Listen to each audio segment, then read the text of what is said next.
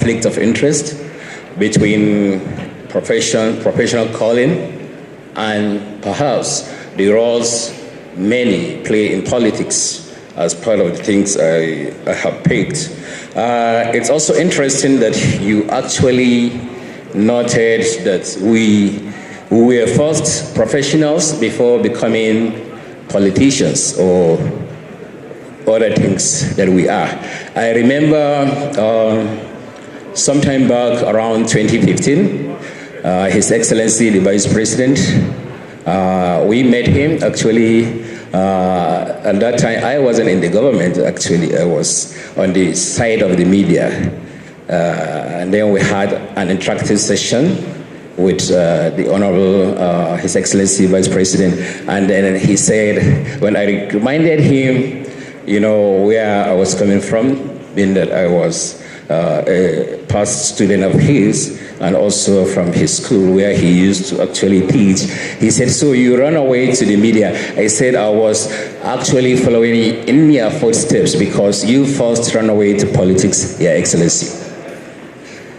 I'm sure you cannot remember that, what happened that time. Anyway, moving on to actually do justice to this topic and presentation. We have the panel as already listed out by the MC. The only rule I would actually like my distinguished excellencies, honorable ministers, and learned seniors to abide by is the issue of timing. We have only about 30 minutes, and let me even say, can we reduce it to 20 minutes?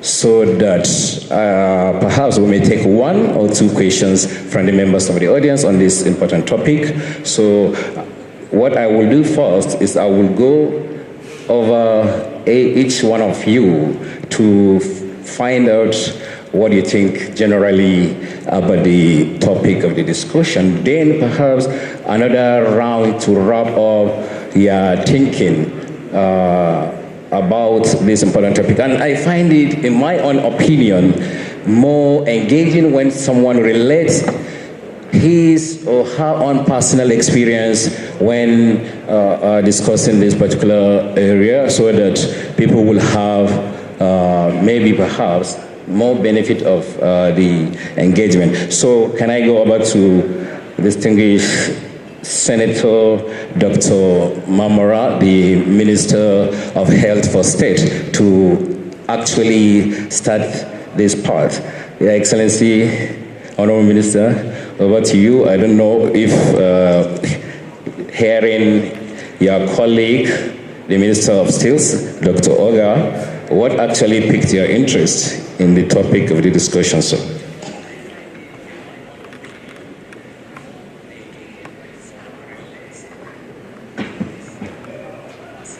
Thank you very much, Mr. Moderator. Your Excellency, Mr. Vice President, Your Excellencies, ladies and gentlemen, fellow panelists. Well, I want to thank my colleague, Dr. Uche Oga, for his contribution. I think the first thing to say is let us identify who we are as professionals, because if you don't say I am, nobody says you are. Now, having said that, I think it was one of the philosophers of old, I think Socrates, who said the greatest punishment for the wise who refuse to rule is to suffer the rule of idiots. Now, as a medical practitioner, you want to appreciate that what professionalism is. By training, by education, by everything, you are consecrated, that is set apart for a purpose. By skill acquisition in your profession. Now, it is not even in your own interest not to participate in politics and by extension, nation building. But having said that, you must also be courageous enough and be ready to face the consequences out there. As a medical doctor, you enter the medical school following grades obtained at the secondary school. You undergo a course of training, 5 to 7 years. You graduate. You take the Hippocratic Oath. You are taken through the professional ethics. You have a body that manages professional colleagues and of you entering into that profession. You can also undergo postgraduate training and become a specialist. That is the nature of any profession, using mine as an example. But do you have that in politics? The entry point to politics is not defined. Anybody can go there. So it becomes all commerce affairs. Again, at best, deep pocket may be an added advantage, but it's not necessary. When I say the challenges you face out there, threat, intimidation, blackmail, assassination. So you must ask yourself, do you have that courage to go into it? But you must go into it if you want to make a difference. And getting into it, you now have to draw on your education, on your professionalism, all the years of training, the special skills you have acquired, and you bring this to bear in politics and governance, and of course, in nation building. You cannot afford to sit back, because at the end of the day, when things go wrong, you cannot be innocent. Now, there is need for professionals to get organized. There is need for them to appreciate and bring to bear the special skills conferred on them by virtue of training, by virtue of education. And of course, you become someone that people can run to ask for opinion, to ask for advice, to ask for guidance. And these are things that you must be ready to give. And the Constitution is clear in Chapter 2, Fundamental Objectives and Directive Principles of State Policy. These things are stated, which, as far as I'm concerned, are the articles of faith with the people out there. So you must be willing to be part of giving back to the society, adding value to the society. And of course, in so doing, you must also realize that so much has been given unto you, so much is expected as well. And you need to organize very, very effectively and efficiently, because you cannot do it on your own. And it's on that note that I want to thank the organizers of this forum. This is a starting point, and we can always build on this for the future. Thank you very much. Thank you, Senator Dr. Mamara, the Minister of Health for State. What a wonderful presentation. I will move now to the second panelist, Architect Waziri Bulama, who is actually the past National Secretary for the All Progressive Congress. And he himself, a distinguished professional by excellence. So maybe since we have heard much about the roles of the professionals in politics, perhaps let's narrow it a little bit, bring it home.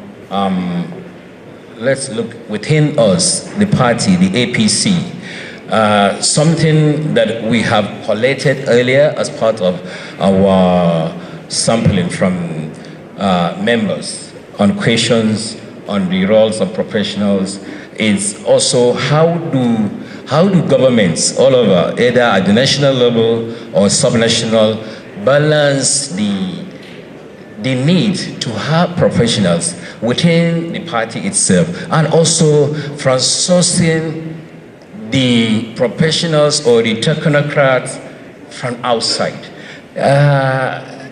Is it that the party cannot boast of enough or the right sets of professionals? And how does that affect the reward system within the party entirely? Not necessarily for the federal government, but even at the subnationals, the state governments. Your Excellency. Thank you very much. Thank you very much. Incidentally, Dr. Mamora and myself were both deputy director generals in the last presidential campaign in 2019. He anchored the operations desk, deputy director general operations. I managed the deputy director general coordinations desk. And the elections actually recorded one of the biggest successes in the history of general elections in the country. We won 20 states outright. We won majorities in both chambers of the National Assembly. And we won the presidency with the biggest spread ever in the history of politics in Nigeria, where the president and the vice president that we presented on the next level agenda scored 25% of the required votes cast in 35 states of the Federation. Even the Constitution requires 24 states, but we, outdid that and scored the required spread in 35 states. It was one success and one victory that was uncelebrated. Many of our colleagues, went into cabinet, but upon discussion with our professional colleagues in the party, I moved to take the position of National Secretary of the party in order to implement what President Muhammadu Buhari urged us to do in the party, to consolidate and to institutionalize the party. By that as a professional, I understood that to mean creating solid operational systems, models, procedures and processes, so as to strengthen the party. You see, professionals are trained as leaders ab initio. Every person that goes out to study law, accounting, architecture, engineering has a vision in life. He wants to be independent, he wants to contribute to national development, he wants to make a change. A professional is naturally a progressive. So professionals in their calling and in their work always bring certainty into uncertainty, because they use data. They use data, analyze data to create information, and they always try to follow rules and procedures. So that is actually what, for me, has guided me in my progress within the APC. So always we try to analyze data. We offer blueprints, proposals, reports, and memos that guide our leaders in decision making. You see, I came into this APC project way back in 2011 when I ran for governor in Borno State in 2011. And after the primaries, the president and the leadership of the defunct CPC invited me to take control of the strategy committee of the Presidential Campaign Council in 2011.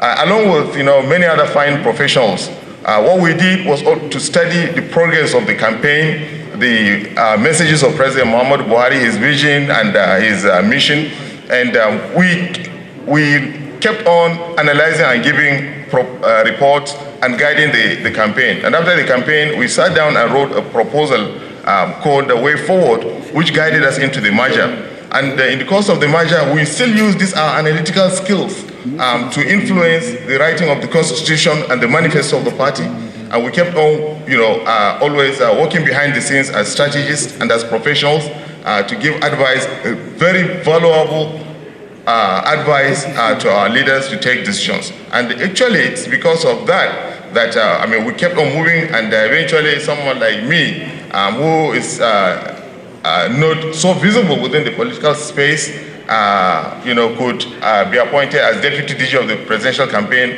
or even eventually, emerge as national secretary. It is basically, you see, my calling as a professional that has helped to influence every view about us. Everything that I do is influenced by my, calling as a professional to study data, to analyze data, to capture information, offer for decision making, and so on. So professionals really can steer our party and as well the country towards the right course, towards more faster, speedier development for our country. The fundamental problem of Nigeria really is political instability.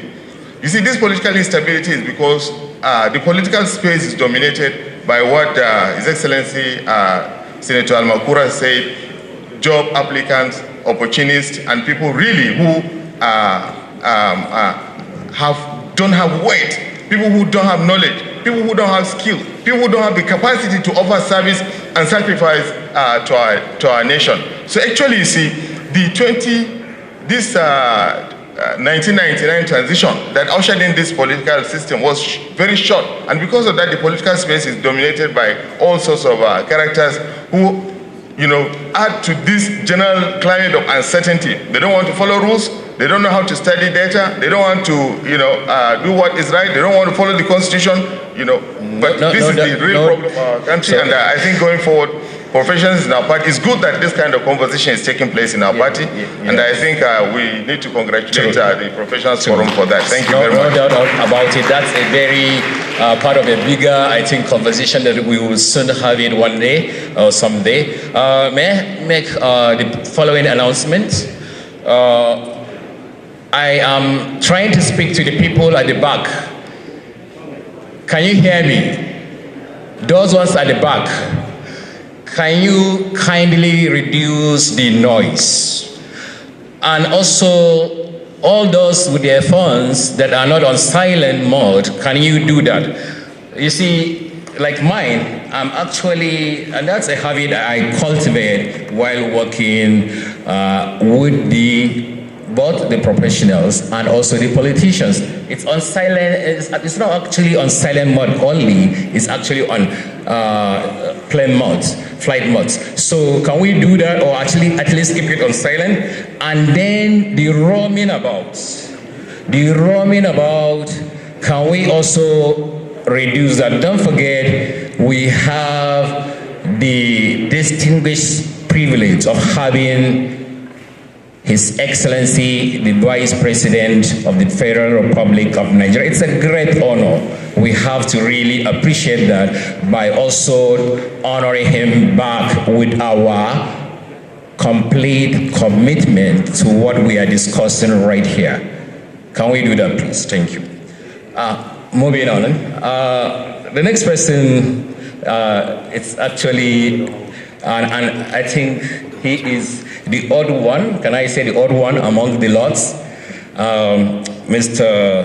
Dapo Akinoshun. He's a managing partner of Siemens Cooper Partners, a law firm in Lagos, I think maybe perhaps even in Abuja. And he's not yet in politics, but perhaps he's actually maybe thinking of coming towards this direction, and it will be interesting to hear from him with all so far you have seen and heard since the beginning or the commencement of this journey. I mean, the process of organizing this conference. Let me say he's also the Board of Trustees Secretary of the APC Professionals Forum. So by now you have seen and heard and understand to some degree the working of the politics. Is this something that you think you can find yourself in it? the politics, because you are one professional, you are a senior advocate of Nigeria. So let's hear what you think of the other side of the divide. Can we work together? Can these two different worlds coexist together in a journey to development? So, the senior advocate, sir. Thank you, Mr. Moderator. And I think what the question you have asked is a very fundamental one. Looking from the outside into and working with politicians and the political field, would a professional want to get involved? Should a professional get involved? The speaker, Dr. Oga, His Honorable, the minister, did mention some of the defining principles. Who is a professional? Somebody who is certificated, somebody who has been trained in a profession. I think Dr. Mamora went a bit further by saying that in your profession, there is the threat or the possibility of being sanctioned if you don't do what is right or work according to principles. He noted that as a politician, there really is no Hippocratic oath or any oath of office that you may be sanctioned. And I think more than ever before, this is the time that professionals need to get involved. Looking from the outside inside, I'm challenged, I'm encouraged, I'm motivated to ask that we need to have more professionals inside. There is that threat that was mentioned by Dr. Mamora of intimidation, harassment, even possible assassinations that have happened in time past. That has been generally on the decrease since this administration came in. But more than that, every day we wake up is actually a risk. For those of us who have children growing up, walking between the toys of your children in the house is a landmine sometimes. You can slip on it, you can fall over it, and when you survive that danger to see your children growing up, and they come with those deadly or heavy school fees for some of us, I'm sure you know what I'm talking about, you also have to learn to survive it. And that challenge of daily living, when you overcome it as an individual, how can you translate it into the political landscape? We need to go out without fear. And the more of us, the challenge has always been the political jobbers that were described earlier by the chairman and by His Excellency Al Makura, that people who have no jobs and are the ones who take the field have taken away the politics of it. But the more professionals get involved, the more people who can be sanctioned by their professions. It's good to see the chairman, the president of the Institute of Architects here, the president of ICANN here, and the more professional bodies get involved, they will be able to also call their members to order. If the professional associations and bodies get involved, we will get to the point where references will even be obtained from the bodies before you can run for political office. I'm looking forward to that time when they say, yes, this man is a successful architect. He is one that we recommend as the body of architects to go and represent architects, because we know he will not mess architects up. We know that as a professional lawyer, when you get into the field, you will not go and mess the legal profession up. And we need to get more of that kind of involvement to make this country more governable and better for us all. Thank you. Thank you so much for keeping to time. I think that's also one of the differences we will notice between the professionals and the politicians. The professionals tend to keep to time, I think, more often than the politicians. So, I will move to the next panelist, my very good friend, Mr. Kashfu Inwa Abdullahi is also a professional and also the Director General of NIDA. NIDA is Nigerian Information Technology and Development Agency. They are doing some wonderful and amazing things around our universities, and not only universities, but even among our interlands, cities, but north, south, everywhere, developing what they call ICT hubs and centers and cities. Maybe you will get to see a smart city one day. Your question, sir, I know you have 2 minutes because we're really running out of time. How has your actual calling as a professional, as an ICT expert, how has it helped in the discharge of your current position where you find yourself in government, or let me say in governance, and therefore we can call you a politician? How has that affected or actually impacted you in discharging your roles? 2 minutes, sir. Thank you very much, Barrister. Your Excellency, Mr. Vice President, I think when our Speaker, Honorable Minister, Dr. Ogo was talking, he made mention that the role of professional is to bring the professional ethics into politics. This resonated with me that never in the history of this country we have more professional in government than now. Looking at from Mr. President being a retired military person, and military is the most disciplined professional I know, where from it many professions have originated, like Architect Blama talk about strategists. Strategist is one of the fancy professions we have today, and it originated from military. And our Vice President, a professional, a son, and sometimes if he speaks, I wonder whether he's a professional economist or an IT expert. And also, in the cabinet also, we have so many professionals. Therefore, what helped me really when we started, when my mentor and my boss, the Honorable Minister of Communications and Digital Economy, was appointed as the Director General of NITDA, I was working with the Central Bank of Nigeria then as the technology architect. As a technology architect, my role was to design a technology solution that will deliver business objectives. So the first thing he did was to set up a team of experts or professionals from different agencies. He brought us together to help craft a strategy for NITDA. Then NITDA was like most of our mainstream MDAs, that we don't have direction, we just do things organically. But with that strategy, it gives us direction of where we want to go. And that helped us to analyze where we are today and what we need to put in place to reach where we want to go.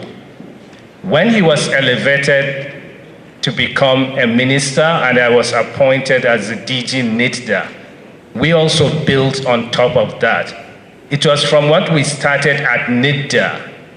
He proposed to Mr. President, and Mr. President graciously approved to redesignate the ministry and add digital economy. And with that, at NITDA, we have to recalibrate, to reposition ourselves to see how we can deliver that. So coming from IT background, because I started my career working with a service provider where we see ourselves as providers. So as customer-centric, we exist to serve our customers.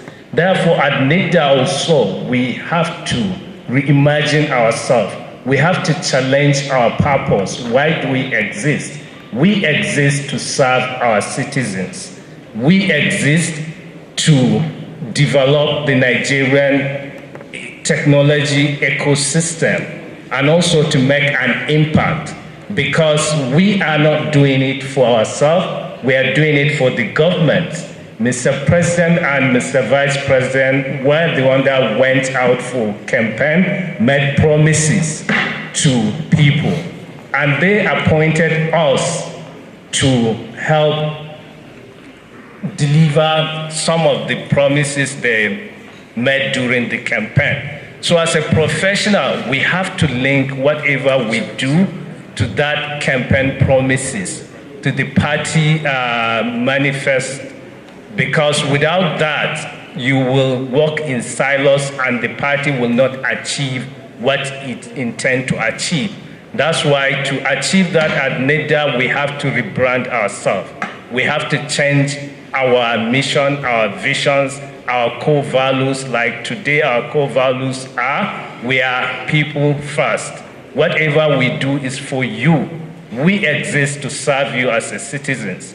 We exist to deliver government's promises. And the second one is professionalism.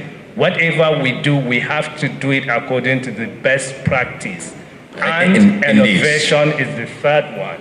Innovations means how can we borrow what we do in other places? Like, for example, we borrowed what we were using at CBN to see how we can make things better at NIDA. So these are the kind of value professionals can add into politics. On the role of professionals in politics and nation building. So I will call on the MC to take over from here. Thank you, distinguished panel.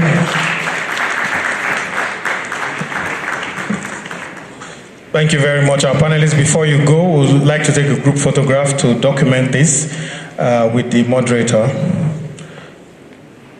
Our photographers, can we just do this quickly?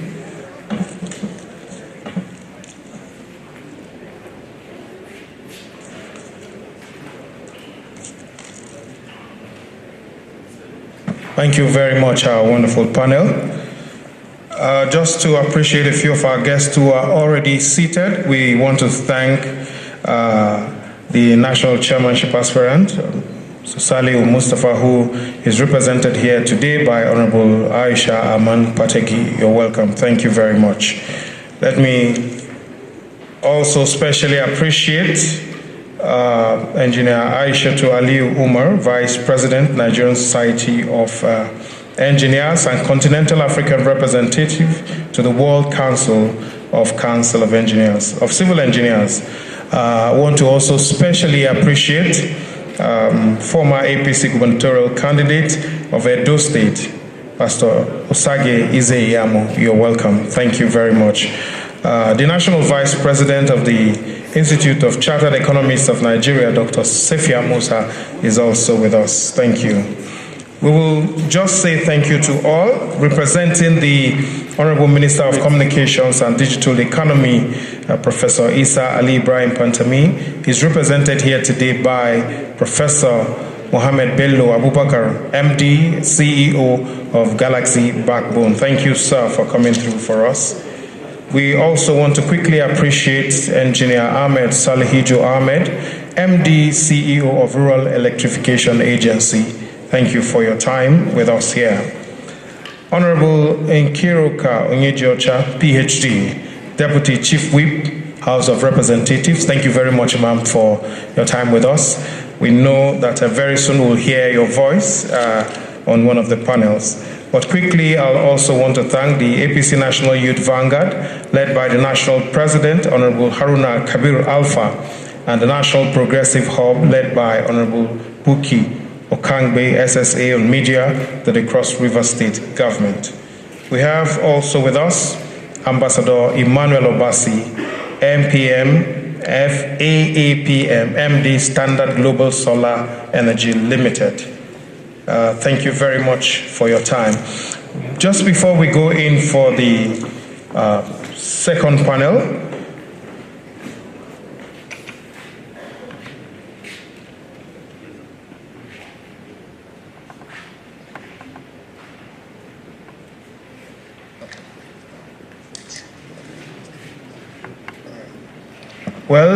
we will just quickly take a few goodwill messages, and then we can hear from His Excellency. But Your Excellency, it is important that we appreciate you for your patience. We know you have a busy schedule, but thank you all the same for sitting through this. Let me especially welcome the representative of the Executive Governor of Kogi State, His Excellency Governor Yahaya Bello, represented by his Director of General Research and Development of Kogi State, Honorable Barrister Moses Okezi Okafo. You're welcome. Thank you. Well, to just kickstart the process, let me welcome one of our very strong supporters whose flight was only cancelled this morning. He wanted to be with us, but it had to be changed. Saliu Mustafa is represented by Honorable Aisha Ahmed Pategi. Please put your hands together as she comes over to take a short goodwill message. It's just 2 minutes, please. Let's do this as quickly as we can. So we just take goodwill messages from our supporters and our partners in this.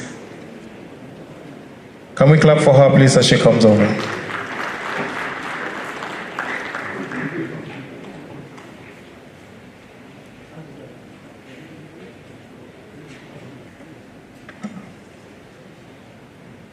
If she's not in the hall, probably she stepped out. I'll quickly invite the next person who's been billed to speak to us on this list. Permit me, therefore, to welcome the former APC gubernatorial candidate for Edo State, Pastor Osage Izeyamu. Please put your hands together for him.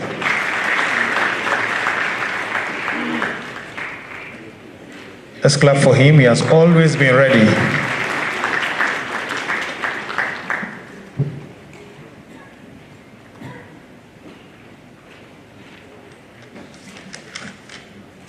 Your Excellency, the Vice President of the Federal Republic of Nigeria, Professor Yemi Osibanjo, GCO and Senior Advocate of Nigeria, Your Excellencies, governors and past governors, ministers, members of the National Assembly, very distinguished professionals, let me thank the Chairman, Board of Trustees of this forum, and all those who put this initiative together. It's a worthwhile initiative, and it will certainly change the narrative of how we look at politicians. It is true that politics is not a profession, but politicians, professionals, make up those who play politics. And I want to say that one of the mistakes we make as professionals is that we come into politics with a mindset that we are better than those who play politics. But we are all politicians. And to be able to get into government, we need everybody, the ordinary man, the market woman, and of course, the professionals. So we need to be able to work together. We need to be able to collaborate to ensure that first we'll get into government, then we'll begin to talk about how to make that government work. There is no doubt that having professionals in government would add value to government. And that is why this kind of forum is timely, because we now realize that in the APC, we have a large array of professionals. And I think that in looking for square pegs to put in square holes, we should now begin to look more inward than just going to the ivory tower. Because sometimes there's nothing as discouraging as when it's time for appointments, you begin to bring strangers, all in the name of experts, technocrats, who were not there when the campaigns were going on.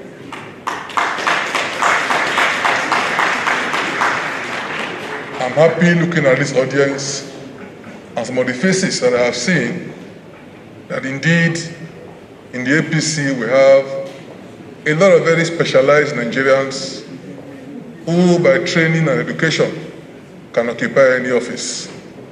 I believe we need to work more together.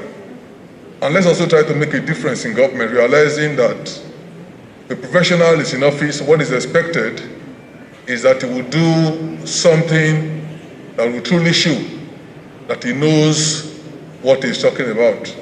So if you have doctors, you have engineers, you have lawyers, and the rest of them holding positions, let's expect a higher level of performance than any other person.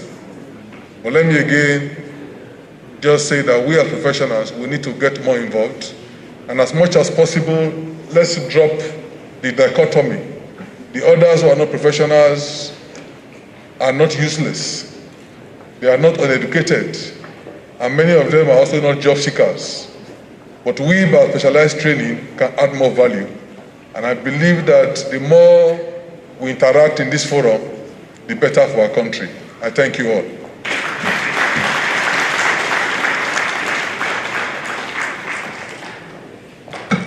Thank you very much, Your Excellencies, distinguished guests, ladies and gentlemen. Just before we listen to our chief host, who will speak to us in a few minutes, I'll just want to specially inform you, Your Excellency, that we have women here who have supported our party, women who are working as professionals. One of them, of course, is Dr. Jumoke Oduwole, Special Advisor to the President on the ease of doing business, who has helped our ratings since becoming, occupying that office. I think we should clap for her. She's in the hall and we'll hear her in a bit. We also have Her Excellency Ambassador Hajia Rukaya Ibrahim, who is the APC gubernatorial aspirant for Kogi State. Please, let's put our hands together for her. So, Your Excellency, we have spoken, mainly men have spoken this morning. It is important that we hear a woman speak to us from a portion as one who is both a professional who has also encountered the whether friendly or unfriendliness of politics. Let me therefore welcome a member of the Federal House of Representatives who is the Deputy Chief Whip in the House of Representatives, Honorable Nkiruka Onyejocha, to do a goodwill message. Please put your hands together for her. She has agreed to speak for 2 minutes and we'll take that as her words. Please, another round of applause for her.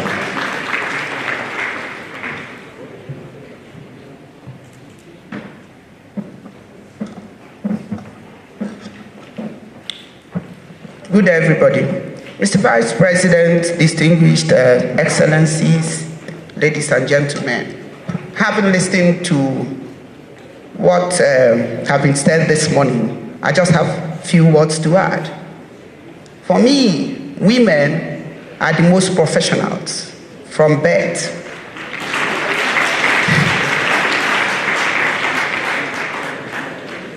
Because if you listened to everyone that has spoken about definition of professionals, that is, you agree with me that women are professionals from birth. They are caregivers. They are the only people that God had to cause a man to sleep and brought out a rib and said, go and be his helpmate. And then how does this translate to professionals in politics and nation building? Simple. If God said that from day one, what it simply means is that as we are talking about professionalism, as we are talking about bringing professionals to help in politics and then nation building, we need to think back and see how we incorporate these women to do that which will benefit us in politics and in nation building.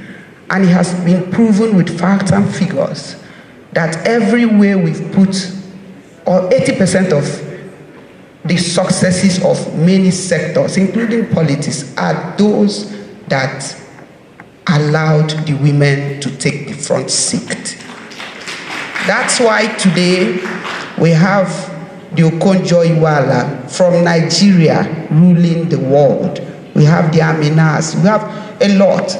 And so we will not pretend as if they don't exist. I'm a lawyer, I'm a politician, but I'm not like a politician. I know that politics is about service to people. I know there is nothing like a chartered politician, you can't have one. And I know that part of the problems we have is that the professionals, when they go into politics, they abandon their ethics, because professional comes with ethics. They tend to be cowed by the people they call chartered politicians and begin to do worse than them. Otherwise, why we'll have professionals being cowed or being caged by people who are not educated, people who are not informed, people who don't even have character, and you're sitting down there and you're calling yourself a lawyer, a doctor, an engineer, and somebody's telling you to do what's wrong, and you're not saying no, and you know there are ethics and there are codes of conduct that made you to be a qualified professional in the first place. And so, having said this, as APC professionals, we need to start walking the talk. We need to say who we are. We need to practice who we are. We need to take the boots by the horn.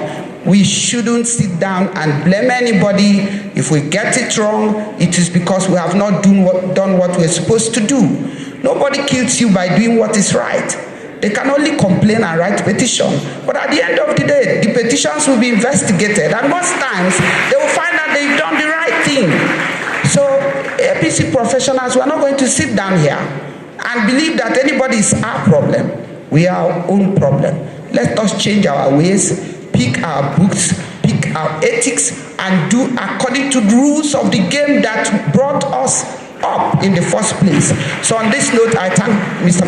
Vice President and everybody, and I say, may God bless all of us and help us to support additional seats for women, because our men have refused to give us 35% affirmative action, and we are saying that since you do not want to give us some seats, that the professionals that already were born and ordained by God, we are saying, please, you can shift a bit, just give us an additional seat so that we'll be able to do that which we have to do. Thank you and very much.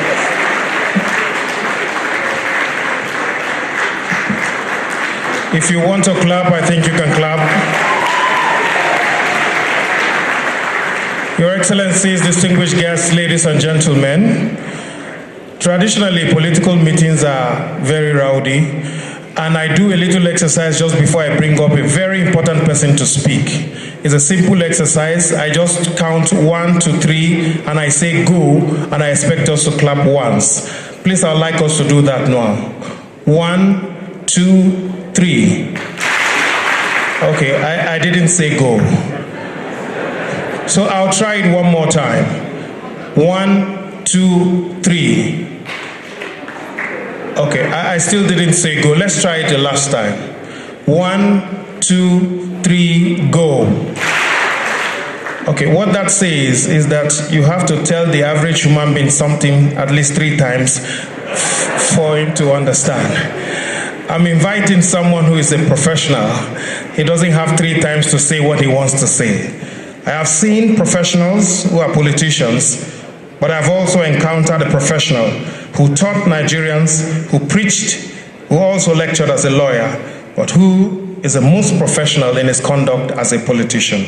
Distinguished guests, ladies and gentlemen, let me therefore invite for his remarks our host for today, our friend, our teacher, our pastor, our lawyer, and a very honest politician. Let me especially appreciate and recognize Professor Yemi Oshibanjo, Senior Advocate of Nigeria, GCON, Vice President of the Federal Republic of Nigeria.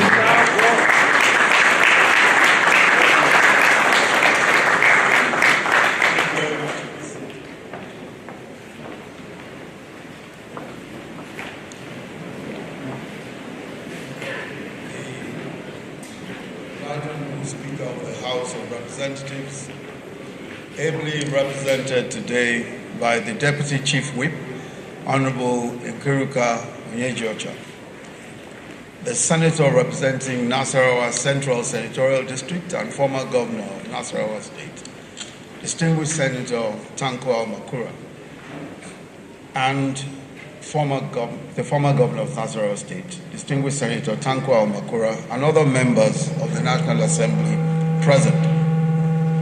The Honorable Minister of State for Health, Dr. Adeleke Olorunibe Mamora, the Honorable Minister of State Mines and Steel Development, Dr. Uche Oka, His Excellency the former Governor of Bauchi State and Chairman, Board of Trustees, APC Professionals Forum, Dr. Isa Yuguda, Excellency the former Governor of Adamawa State, Mr. Bala James Ngilari, heads of federal government, parastatals and agencies present, distinguished panelists, all of our APC professionals present, captains of industry, Your Excellencies of the Diplomatic Corps, honored guests, ladies and gentlemen.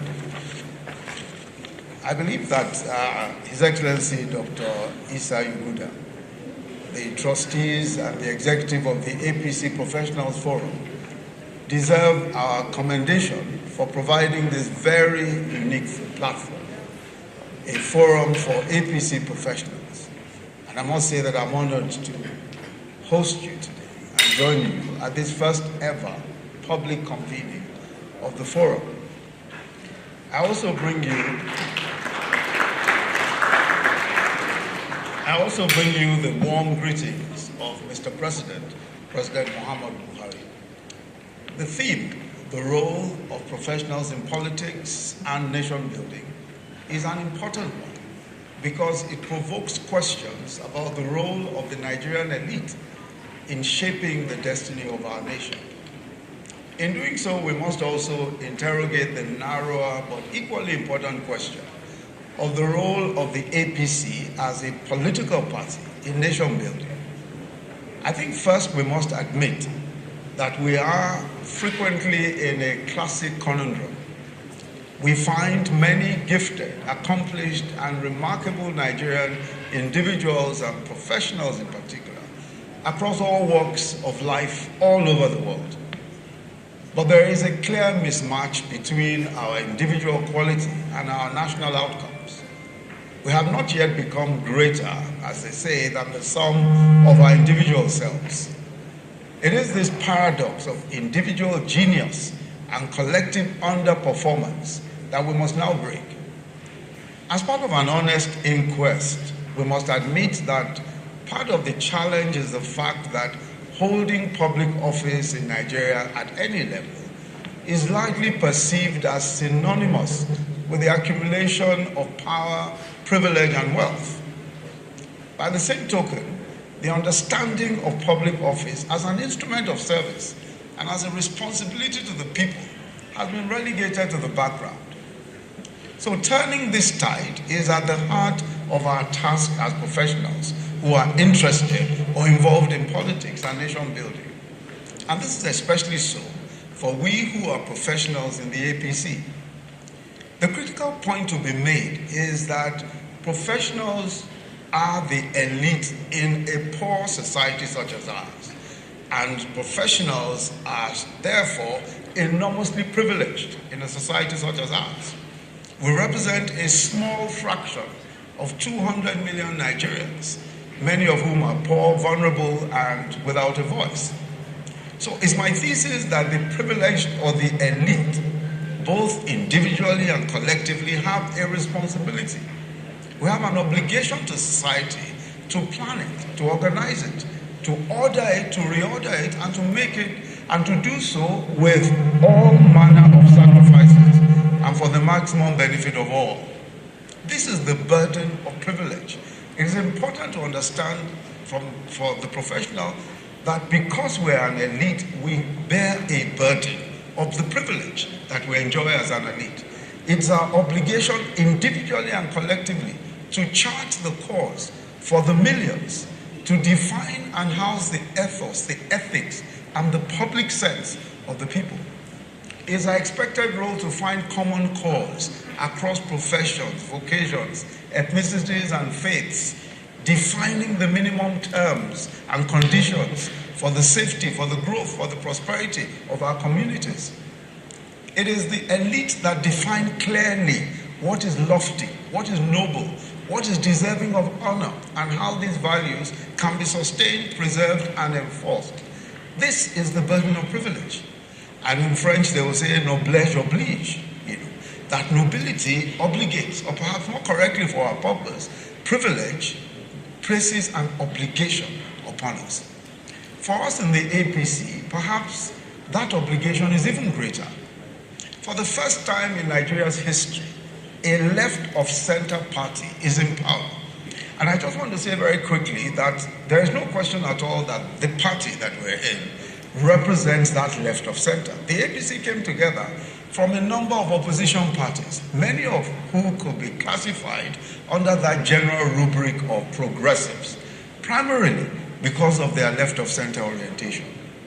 Although then the new PDP joined, it is indisputable that the heart and soul of the APC remains essentially left of center. In other words, a party committed, devoted to the common man.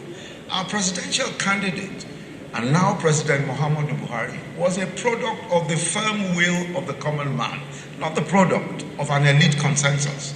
And we must continue to remember that. It was the product of the firm will of the common man. And despite elite consensus or elite collaborations or conspiracies, he repeatedly won elections, or at least was able to deliver significant votes in every election since 2003.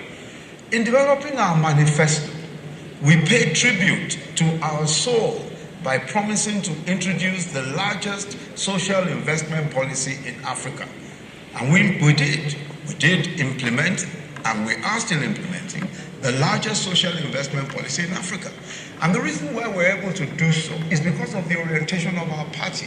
We believe that a significant portion of our budget must be dedicated to social investments. In other words, catering for the poor and for the vulnerable.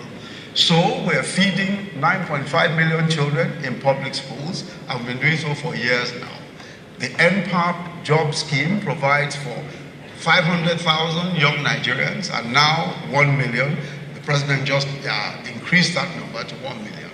And 20,000 non-graduates in different areas of public services. These volunteers are in 774 local government areas in all of the 36 states. We give out the Jeep loans comprising market money, farmer money, trader money. For the very first time in the history of our country, we gave microcredit loans to over 2 million Nigerian petty traders, artisans and businessmen nationwide. Our opponents who are on the right would argue that why are you giving money? Why are you giving small loans to these people? But they do not argue that in this same country, 5.7 trillion naira is what about 200 Nigerians owed the banks in Nigeria before AMCON was created. 5.7 trillion naira. About 200 Nigerians owed that. But we spent just 20 billion on giving 2 million Nigerians, traders, farmers, etc. We spent just 20 billion in providing them with microcredit.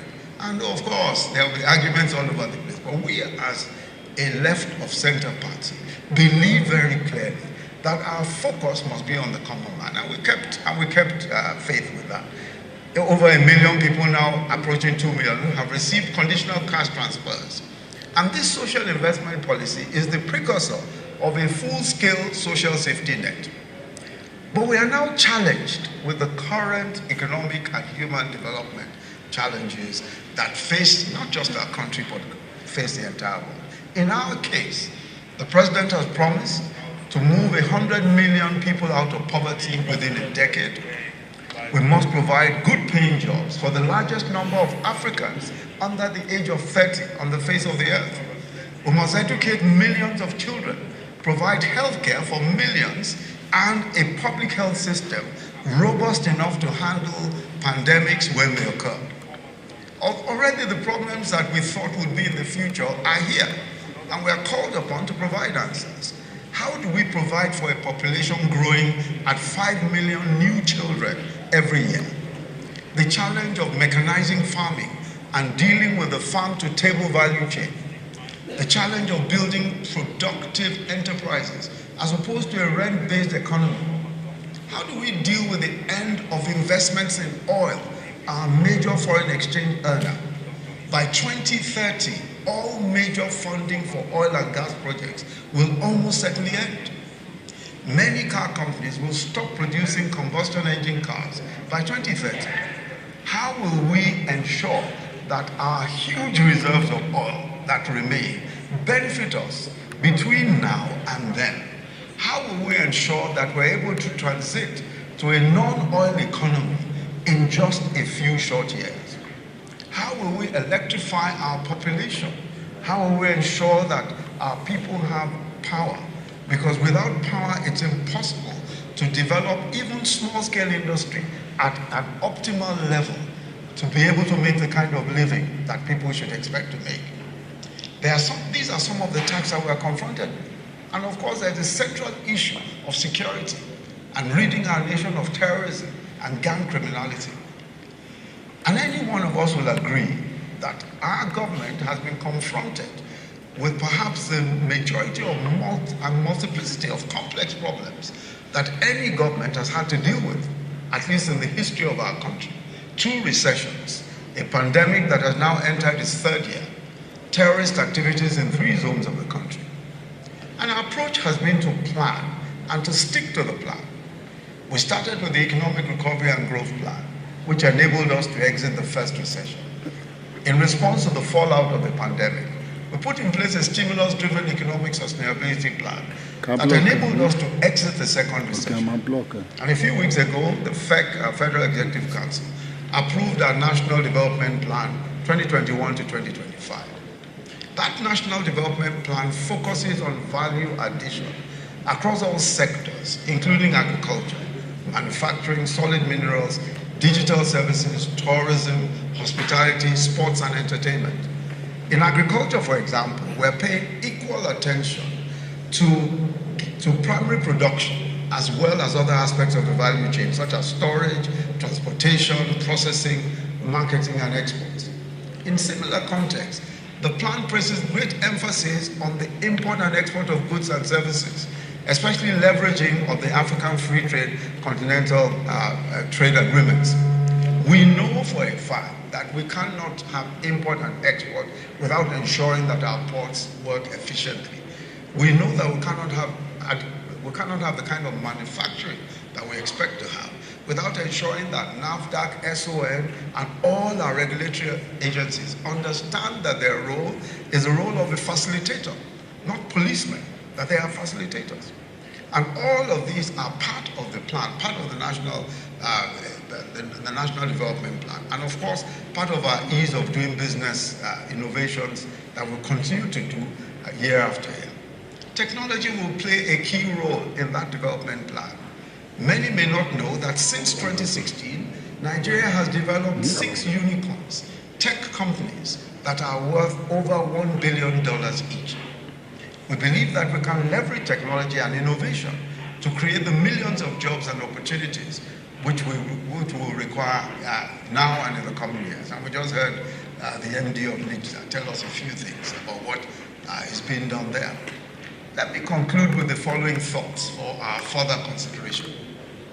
The usefulness of professionals in politics is that you have people who are used to being assessed on the basis of their own achievements, who are unafraid to make competence the first advertorial of their acumen. In other words,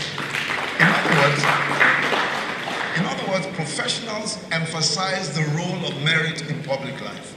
So one of the major advantages to our communities of having professionals in politics is lost. One of those advantages is lost if we do not recognize that our role as merit-driven persons must be to fight the temptation of ethnic, religious, and other parochial considerations in making the crucial decisions for the development of our nation. And I'll just emphasize that there is no point having professionals in politics if these professionals are driven by ethnic, religious, and other parochial. Because the whole point of professionalism is that you are defined by merit. You are defined by your professional acumen. Nobody would place their lives in the hands of an incompetent doctor because they share the same faith, or continue to patronize a dangerously inept mechanic because they belong to the same tribe. If someone told me, for example, that the pilot who is to fly the plane that I'm to go in is not a very good pilot, but he's from Ikene, my hometown, I certainly won't go in that plane. So in the same way, we must especially refuse to be swayed by those whose sole argument for power is an appeal to sectional sentiments. We must resist it, and we must say no to it, because otherwise we fail in our professional calling. Thirdly, while it is true that we have several excellent individuals in various spheres of society, we must recognize that success in a country such as ours can no longer be defined in personal or individual terms. We must come to the realization that it is no longer sustainable to keep finding individual solutions to collective challenges. Development and prosperity cannot be understood merely as the exceptionalism of a few individuals that manage to prevail against the odds. This is not an adequate response to the challenges that confront us. True progress is about reimagining our collective circumstances and creating an environment that enables prosperity for us all. This is the challenge for us as professionals. To this end, we must see ourselves as stewards of the common good, who have been entrusted with the privilege of managing our collective destiny, the collective destiny of our people for an allotted time. And we must do so with a conscience and to the best of our abilities. It's only through public spiritedness and dedication to the common good that we can, as a people, truly become greater than the sum of our parts. As one of our greatest writers, Chinua Achebe, once said, and I quote, he said, "Enlightened and thoughtful Nigerians must bestir themselves to the patriotic action of searching for decent and civilized political values. Our inaction or our cynical action is a serious betrayal of our education, our historic mission, and of succeeding generations who will have no future unless we save it for them now." End of quote.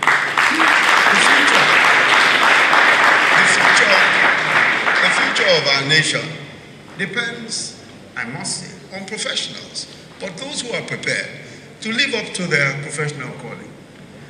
Only the professionals who are prepared to live up to their professional calling will be able to define in one way or the other the real future of our nation. So let me again commend the APC Professionals Forum for starting this important conversation. And I hope we will be able to mainstream some of the innovative ideas and some of the very important suggestions that are made here in our party and also in our governments across the nation. Thank you very much.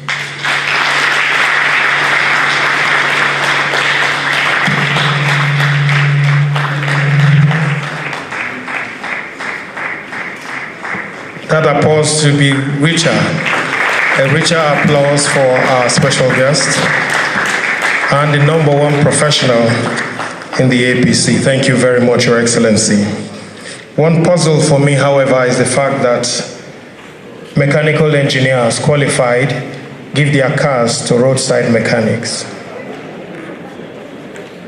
Graduates of political science are teaching in schools while the rest of us are doing politics. So today, we'll ask that if you're here and you're not yet a member of the APC Professional Forum, it is important that you indicate, because it is a forum of registered support groups with the APC as its umbrella body for all professionals, technocrats and intellectuals and skilled persons who are registered as members. Your Excellency, the Vice President, we thank you for your time, and we also believe that as we expand our register of members, you will continue to give us the support as a father and as a professional, as the #1 professional in the APC. So distinguished guests, ladies and gentlemen, we'll do two quick things. One of them, of course, will be to inform you that the Vice President has a very important assignment to do outside here. So in a few minutes, we will excuse him, but that will be after we take the national anthem. And immediately after that, to inform you, we'll take a few goodwill messages. We'll also have a very technical panel afterwards. We will share the proceeds from that discussion with the Office of the Vice President so they can take action. But for now, we want to thank the Vice President once again for his time and for that very, very deep speech. We appreciate you, and we hope that we can continue after this. We are not taking a break. We'll just, as soon as the Vice President will take the national anthem, we'll allow the Vice President to leave for his office, and then we'll continue with the next panel. Shall we therefore be on our feet, distinguished guests, ladies and gentlemen, as we honor Nigeria once more by taking the national anthem.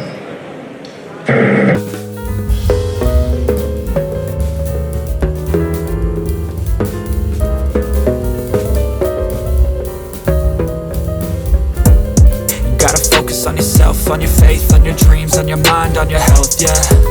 You gotta work, never tell, keep your head down, find what you love and excel, yeah. Push and pull and repel any hate, go create what you want, feel compelled, yeah. And once you finally get a taste of the race, you'll never look back once you felt that. Don't let somebody take your time and your worth, just focus on yourself first. Don't let somebody take your time and your worth, just focus on yourself first. Don't let somebody take your time and your worth, just focus on yourself first. Don't let somebody take your time and your worth, just focus on yourself first.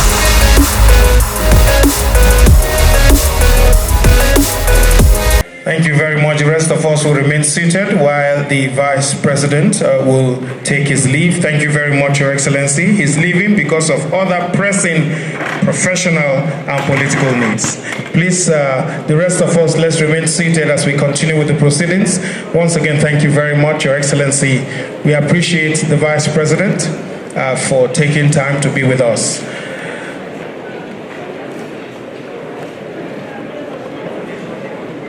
Please, let's remain seated as we continue.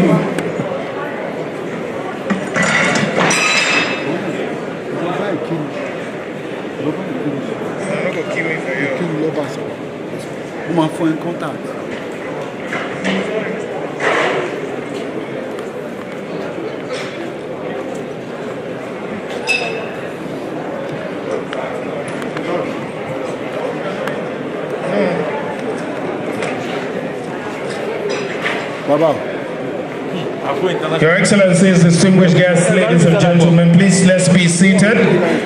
Let's remain seated as we get ready to continue the proceedings. We have a lot to do and we have very little time.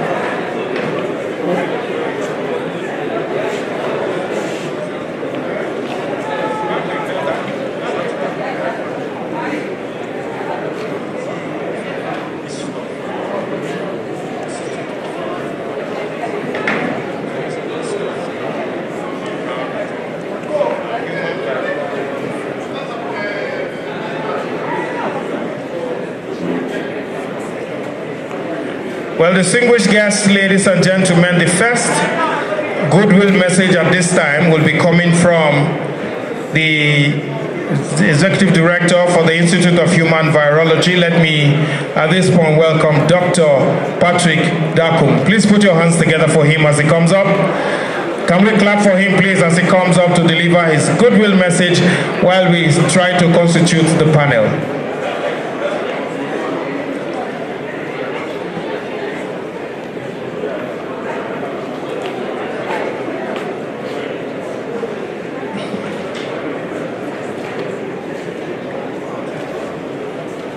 Please, we want to take the first goodwill message in this session.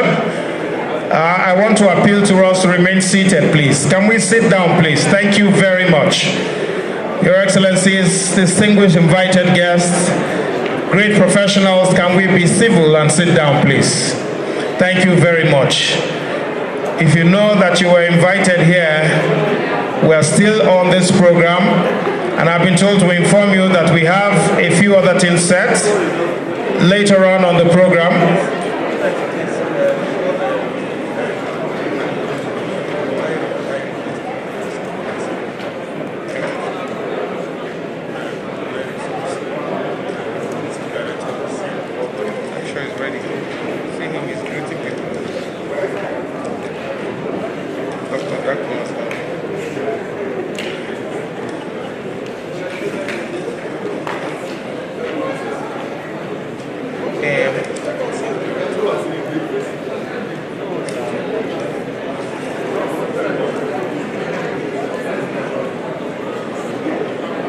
Well, while we are hoping that Dr. Zakum will join us, I want to invite the next person to deliver a goodwill message. This time, permit me to welcome the Executive Director of Rural Electrification Fund and Rural Electrification Agency of Nigeria, Dr. Sanusi Ohiari. Please put your hands together for him as he comes up. Let's clap for him, please.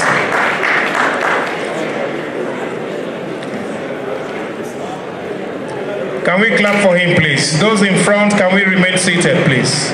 Those in front, can you clear the front area and be seated? Thank you.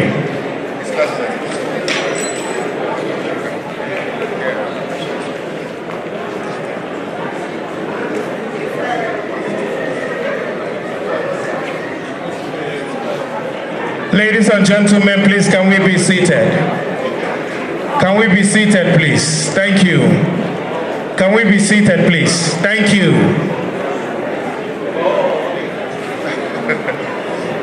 Thank you very much, MC. Good afternoon, distinguished ladies and gentlemen. May I have your attention, please?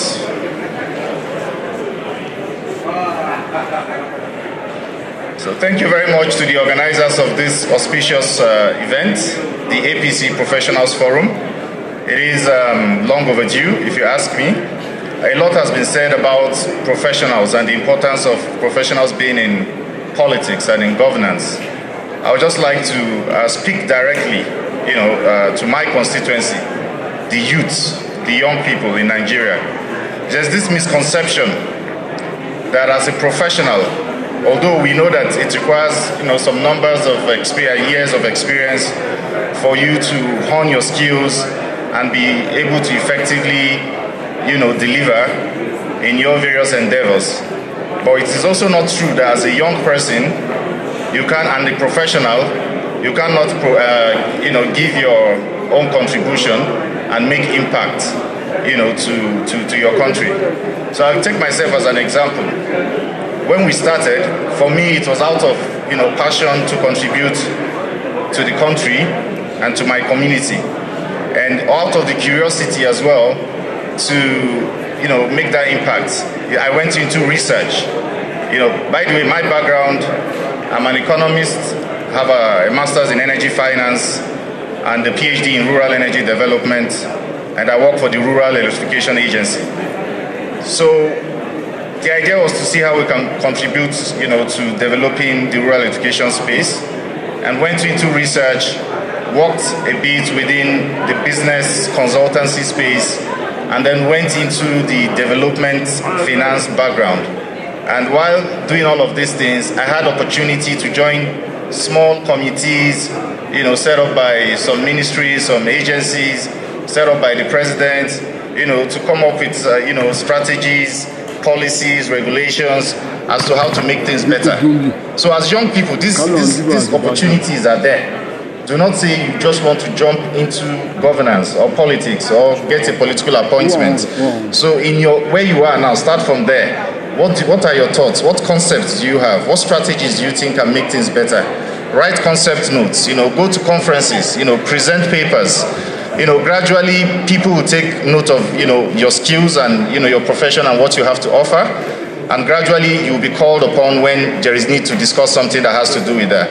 So this is something that a lot of professionals are currently doing, and I would like to encourage young people to not look at themselves like, how do I go from point A to point B? Where you are, you have something to offer. You know, join committees, attend, forums like this, make your suggestions, do research, try to bring about innovative ways of doing things, and gradually, you'll get there. And one thing about being a professional is you are very, very, if you like, rigid in your approach, because you know your stuff, right? So it's because of that knowledge that you have that makes you a professional. But then coming into politics, or governance, one of the challenges you'd see is that we have very strong, opinionated people within the political space. So how do you manage all of these opinions for you to be able to, make an impact, for you to be heard? That's another thing that we struggle with. So it's something that you need to try to be a bit flexible about when you come. Try to communicate, use data, use analysis, and then try to break it down to how it affects the common man. For instance, if you're speaking to somebody that is a legislator, he's concerned about how what you're saying affects his constituency. So even if you have the holistic picture of what you want to do, you need to be able to break it down to his constituency for him to understand how he stands to benefit. So passion is another thing that is very important and crucial. You don't just come as a professional working on your own. Yes, you may be very good, you are making money. However, when you come into governance or into the political space, it's not just about you making money for yourself. It's about how you can make impact, for the society. So when you come in, you should have that mentality. How can I translate what I've achieved as a professional in my private life, for the general good of my community or of the people? So you come in with that passion to want to, make this sort of impact, and that way, you would succeed. So to the young people out there, be rest assured that you have something to offer. You do not need to spend 20, 30 years in one profession before you decide to come to government. It may be too late. And, professions these days evolve. They evolve. You need to be up to date. You need to research. And then, above all, you need to be ready to learn and relearn and unlearn certain things. And when you are in governance, you are not just talking about, for instance, you are an engineer. You are not just holding on to your engineering background. In my field today, if you are an engineer and you are not speaking law, you are not speaking regulations, you are not speaking finance, you are not speaking, climate change, how does renewable energy in the future, where do you situate it?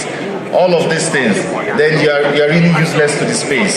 So part of being a professional is for you to also understand your space and be able to adapt where necessary. Learn new things from other departments that will help you to achieve what you need to achieve.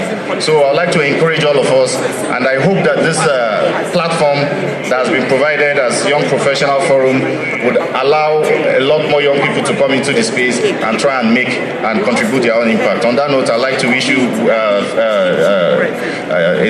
very productive deliberation and a successful conference. Thank you very much. Thank you very much. Please, let's give him a round of applause. Let's clap for him. Thank you very much for that motivation and for helping us.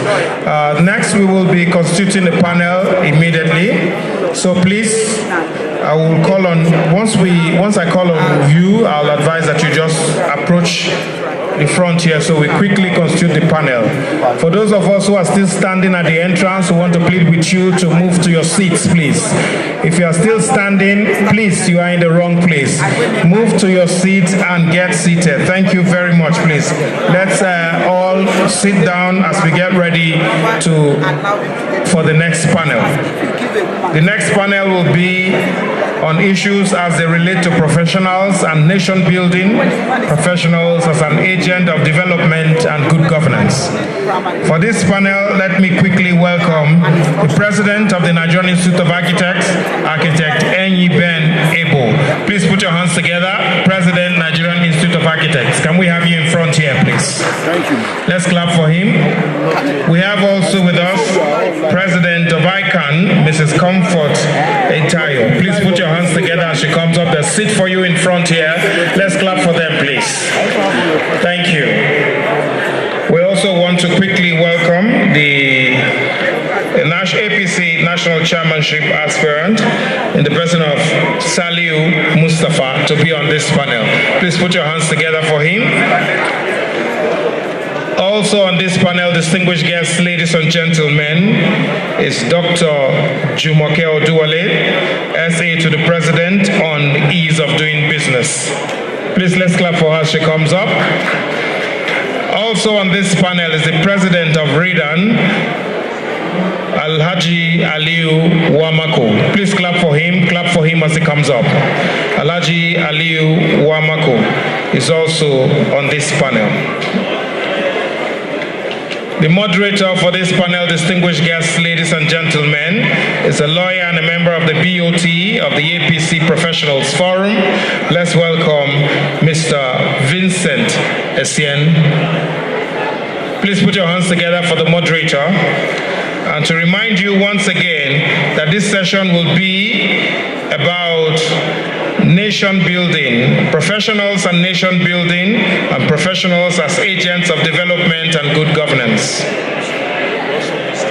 the MD of Mortgage Bank.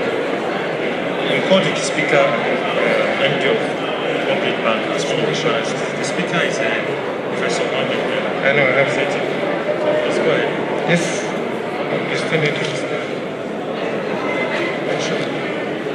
So our speaker for today, for this panel, of course, is the Honorable Minister of Communications and Digital Economy. That's talking about Professor Isa Ali Ibrahim Pantami, who's represented here today by the Managing Director and Chief Executive Officer of Galaxy Backbone, Professor Mohammed Bello Abubakar. Please put your hands together for him. Please put your hands together for him. He will be leading us in this presentation, and afterwards the panel will take over. Thank you, sir.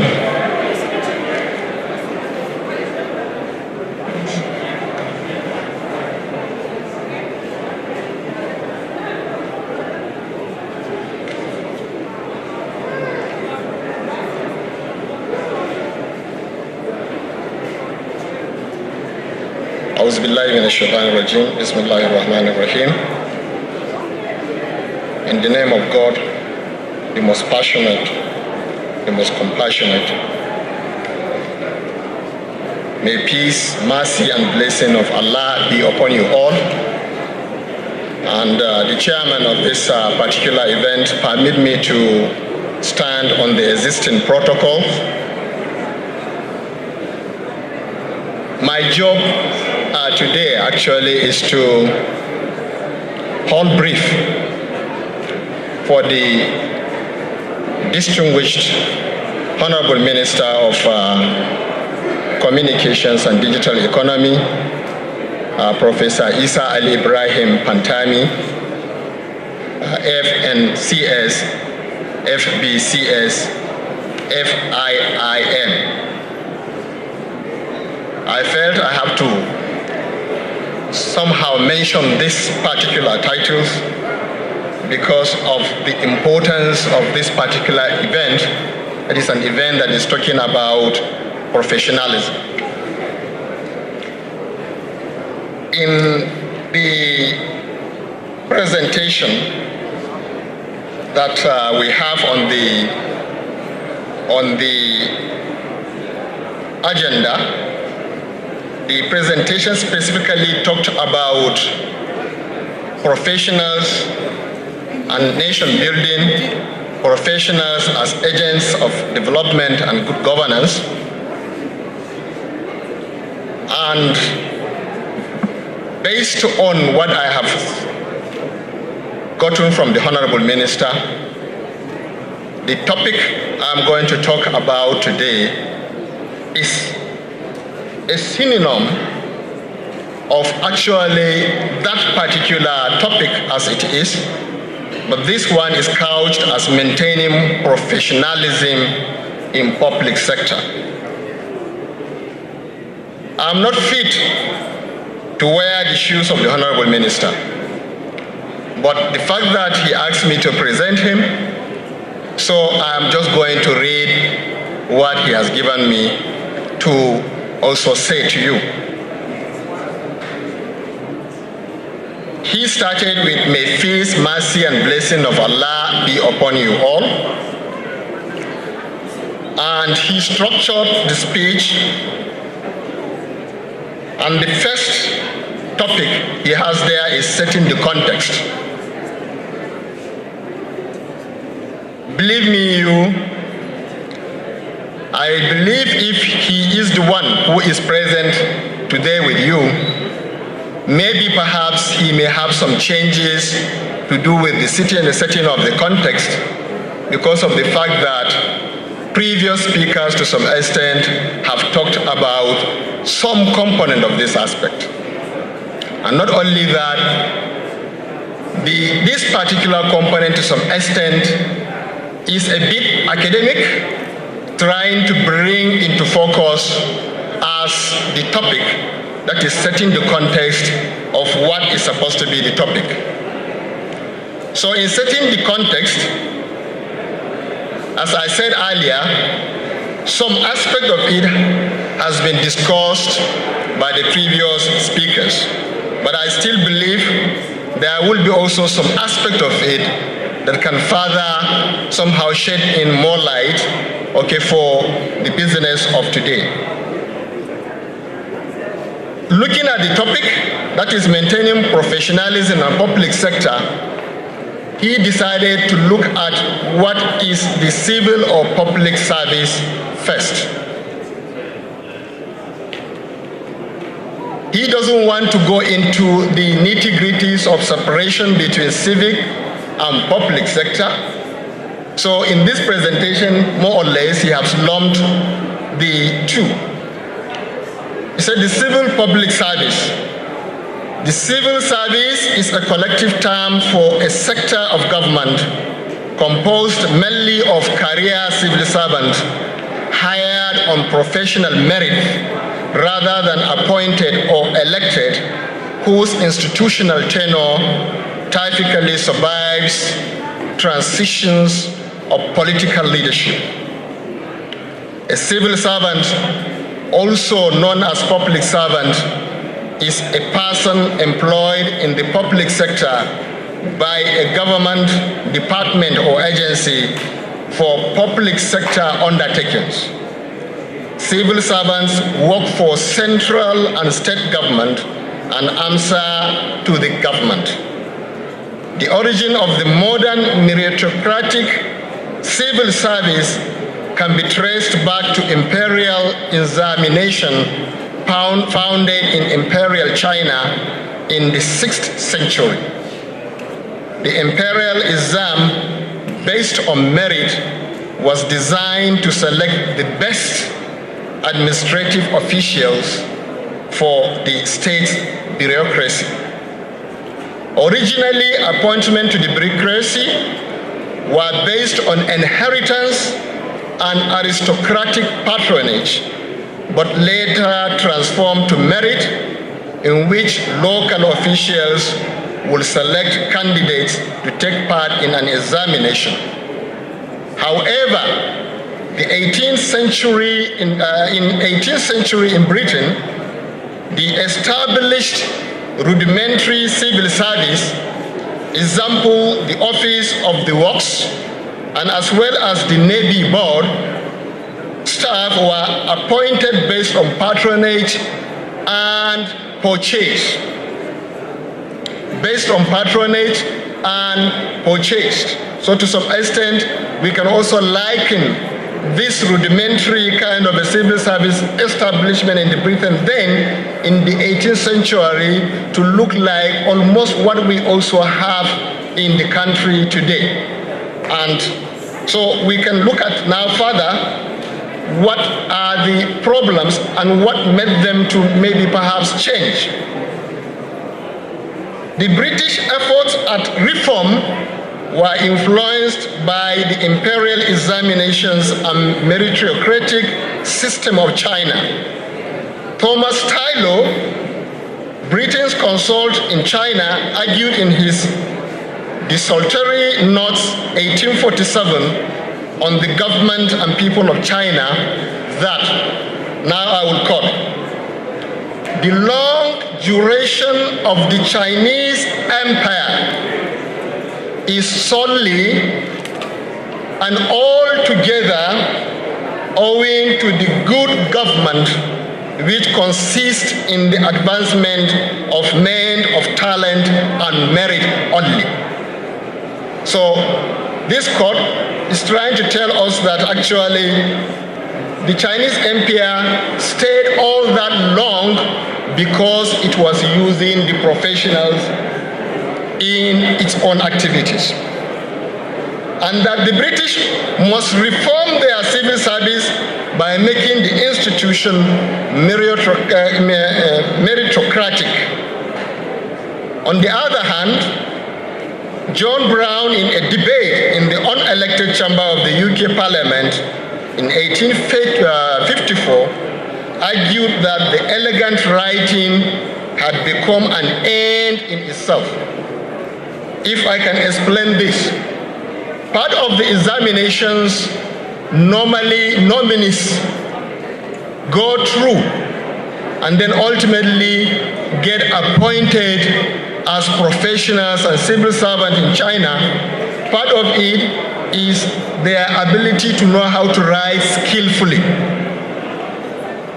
So Thomas is now saying that because of that particular kind of a model, where you are looking for somebody that knows how to read and write in a skillful way, okay? So he is saying that the long duration of Chinese empire, he is saying now that, or he is arguing now that elegant writing had become an end in itself.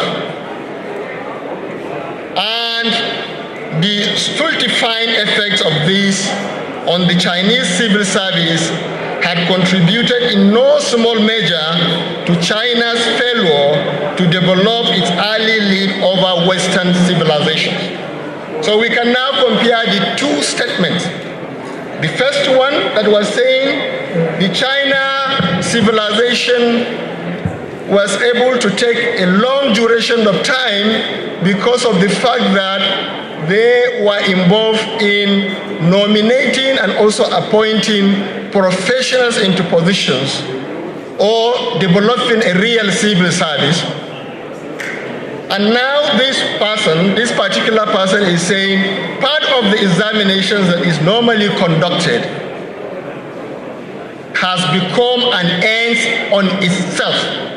And ultimately, the focus was now on skill development, not on the ability to be able to deliver on good governance. So ultimately, it brought about also the failure of China. So what these two are saying is simply that the professionalism or the civil service as it is, or the public service as it is supposed to be dynamic and is supposed to be reforming itself over time. So in any case, this culminated into the not-called Trevelyan Report of 1854, which made 4 principal recommendations for Britain to establish its own civil service. One of the recommendations is that recruitment should be on the basis of merit determined through competitive examinations. 2, that candidates should have a solid general education to enable interdepartmental transfers. 3, that recruits should be graded into a hierarchy and that promotion should be through achievement rather than preferment, patronage, or purchase. And work, that is mechanical work. Okay, and the 4th one, that a clear division should be made between staff responsible for routine or mechanical work and those engaged in policy formulation and implementation in an administrative class. So in other words, if we are comparing this to Nigeria, we are saying in the Nigerian context, clear division should be made between core civil service, ministries, and parastatals. And I think that is what we have. So the recommendations were implemented, and a permanent, unified, and politically neutral service or civil service was introduced as Her Majesty's Civil Service. Also, Civil Service Commission was set off in 1855 to oversee upon recruitment and to oversee open recruitment and end patronage and purchase. So now the professionalism. So professionalism refers to the set of skills and ethical values displayed by a professional. A professional, on the other hand, is a member of a profession or any person who earns a living from a specified professional activity. The term also describes the standards of education and training that prepare members of the profession with the particular knowledge and skills necessary to perform their specific role within that profession. Professionals are subject to strict codes of conduct, that is standard of practice, enshrining rigorous ethical and moral obligations.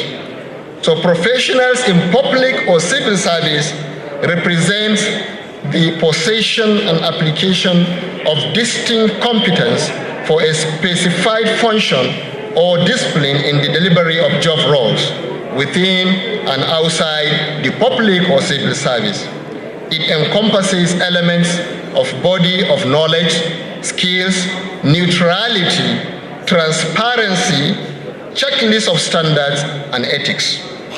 Professionalism is not restricted to job or is not restricted to the job or the tasks the professional do, but it is the way of doing the job or the task.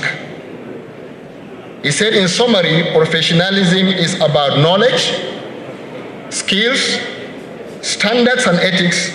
It is about doing the right thing. In a way, it is only the professionals that can be able to deliver one of the most strong objectives of this government, that is the government of President Muhammad Buhari, that is particularly fighting corruption. So maintaining professionalism in public service. He has this to say. He said maintaining professionalism in public service requires 1. Knowledge of working standards and code of conduct of professional body, e.g., could be accountants, medical doctors, engineers, administrators, etc. 2. Personal moral standards.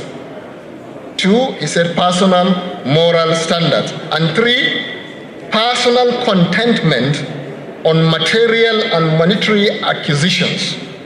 And then 4, commitment of principles as well as stakeholders to professionalism. And here he means that will include dynamism and reforms vis-a-vis social developments and needs, 0 political interference, provision of adequate working tools, motivation and encouragement, etc., etc. And that is what the stakeholders are supposed to be able to provide to the professionals. And then he also looked at the challenges in the Nigerian context. Factors constituting challenges to application of professionalism in public civil service in the Nigerian context include 1, social orientation. This has to do with the perception of the citizenry on the perks from public civil service. The society believes that the public service is structured for chopping, and a professional appears stupid or foolish not doing so. I'm just about to finish. Absence of proper remuneration or compensation structure that guarantees economic security. These include low pay and etc. And also inadequate training to refresh on the new trends in professional practice. And then 4, lack of willingness on the part of professionals to join public or civil service. Then 5, politicization of public practice on account of ethnicity, religion, and personal patronages. And then 6, unwillingness to disclose misconduct where a misconduct was perpetuated, etc. So in conclusion, he said, long live APC Professional Forum, long live the APC, and long live the Federal Republic of Nigeria. Thank you very much.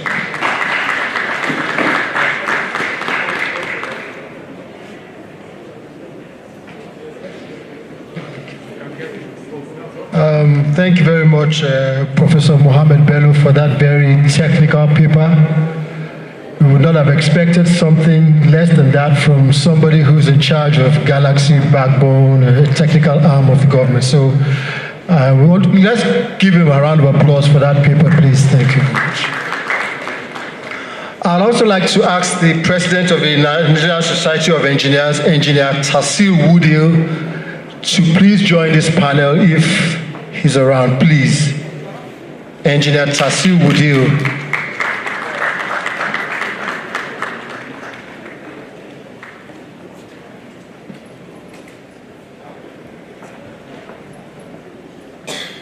Thank you very much. My task is to moderate this panel, which seems to be more technical, so they've probably given me a more difficult job to do, but I hope I'll try to do it.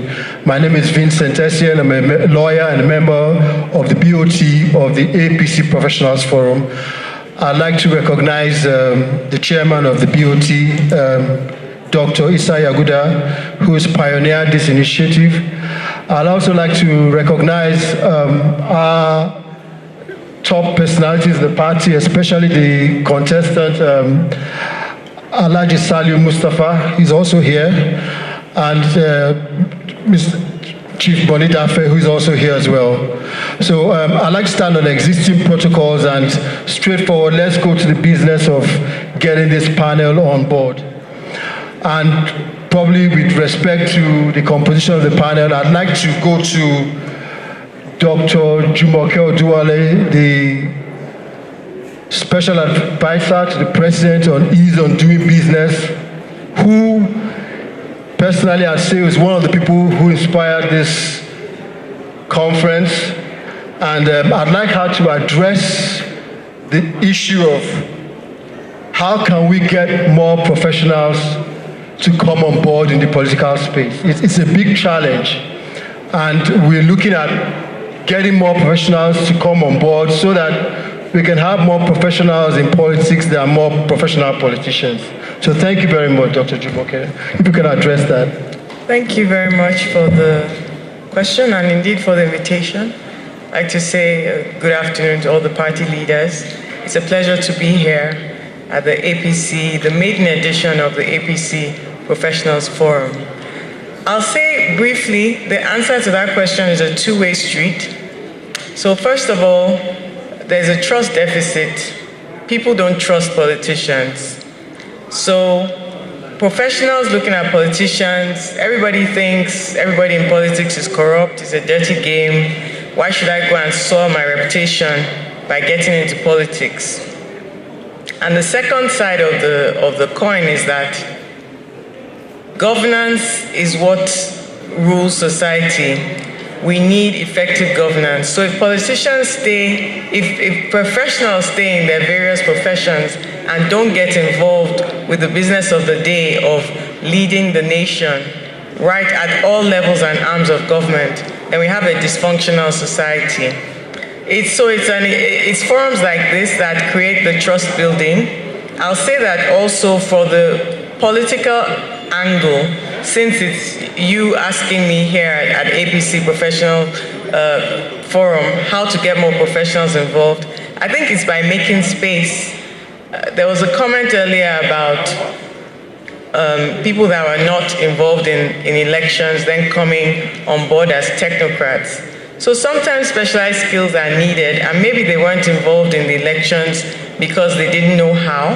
But having come on board, for example, I came on board in 2015 as a technocrat, but I've since joined APC formally. I've been on campaign tour, I've won Ankara, I've done 4+4. I've been all around the country with my boss, the Vice President. So it's also for professionals to get involved, not to stay aloof and say, I'm just a technocrat, I'm not a politician. If you're with the government, you're with the party. And you have to have a role, you have to have a voice.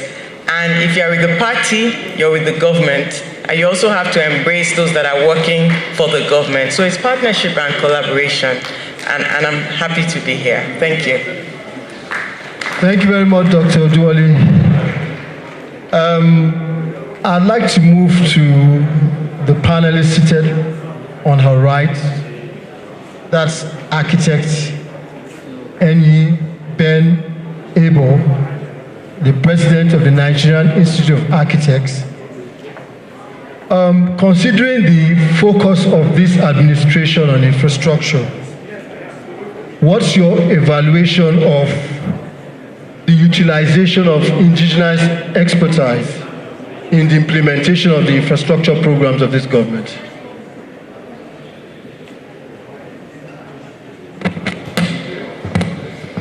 Well, thank you, Mr. Moderator. I think I would like to stand on existing protocol. Yes, I would also want to, without sounding like a cracked record, commend the APC Professionals Forum for organizing this, and I hope it will not just be a one-off thing, that it will be a continuous interaction between the party and professionals across board. Now, let me just reel out a few numbers. Number one, our total infrastructure stock as a country represents about 35% of our GDP. Compare that to South Africa, where their infrastructure stock represents about 87% of GDP. And you know that we are not anywhere near where we should be. And for emerging economies like ours, the standard is about 70%. And so comparing 35% to 70%, you know there's a very huge infrastructure gap. Now, infrastructure is also at the center of providing jobs. Of course, you know that in any economy, once there's a recession, the first sector that feels it most is the construction or infrastructure sector. And so when you find our young ones leaving the shores of this country to look for greener pastures outside, that can be stemmed by improving the investment in our infrastructure, and that would reverse the unemployment that we are currently experiencing. Now, looking back over the years, I think the investment in infrastructure by successive governments has been far below expectation. If you look at our railways, for instance, until recently, when the British left in the 50s, nothing was done about our railways until the railways became moribund. It was only recently that we started having new tracks and opening world-class train stations around the country. So that is an improvement of sorts. There's a lot that is expected in the area of infrastructure. Of course, you know, infrastructure has to do with what makes about world-class cities. As an architect, my concern will be focused on building sustainable world-class cities out of Nigerian cities. If you look at the history of a lot of countries that have become tourist attractions and destinations today, take for instance Dubai. 50 years ago, Dubai was just a fishing port, and people never gave it a chance until they started developing their infrastructure. Same thing with Malaysia and a lot of other countries, that their infrastructure has accounted for the influx of people into those areas. For Nigeria, which I'm going specifically to your question now. Yes, there's been a remarkable improvement in the investment in infrastructure lately, but I would unfortunately want to say that Nigeria, most of the major infrastructure contracts are awarded to foreign companies. And it's not for lack of capacity amongst Nigerians, but for some reason we have not believed in ourselves well enough to be able to entrust some of these things in the hands of Nigerians. I know there may be areas where there may be deficits in terms of personnel and all of that, but we must, as a country, make conscious efforts to encourage local and indigenous professionals, because when these professionals travel out of this country, they become stars wherever they go to. So why can't we utilize them here in this country? As a professional association, we've also made ourselves a pressure group for government to ensure that anything that has to do with infrastructure should first be, of course, the current government has done a great deal in that aspect with one of the executive orders, I think Executive Order 5 or so, which has made it mandatory for governments and agencies to ensure that jobs, the local content executive order, that ensures that indigenous professionals and technicians and artisans are first patronized, and it's only when you cannot find indigenous people who can do these jobs that it is taken outside. But we're still a long way from where we should be, and this forum is particularly very important because it will bring this matter to the fore, and like I said, if it is sustained, we would ensure that as a professional association, we engage government at all levels to ensure that our people, professionals across all board, and Nigerians are patronized so that we can grow our economy and our monies will remain within the country. Thank you. Thank you very much. Thank you. I couldn't agree with you less. I couldn't agree with you less. I'd like to move to Mrs. Comfort Eitayo, the President of the Institute of Chartered Accountants of Nigeria. What would you think professionals who want to go into the political space should do in regards to managing and profiling their personal finances? I mean, these are things, these are logical steps that you've got to think out. So what would you advise as an accountant in terms of putting your books together for professionals who want to be engaged in politics? Thank you very much. Thank you very much, Mr. Moderator. I also want to lend my voice to appreciate the organizer for giving this platform for professionals like myself to contribute to this discussion. Basically, I believe, and I think that's also the position of my other colleagues, that professionals have a significant importance in the governance structure of our nation. And therefore, they should be given the space to make sure that they contribute their expertise. Because what you have just asked borders on the experts' work that the professionals do.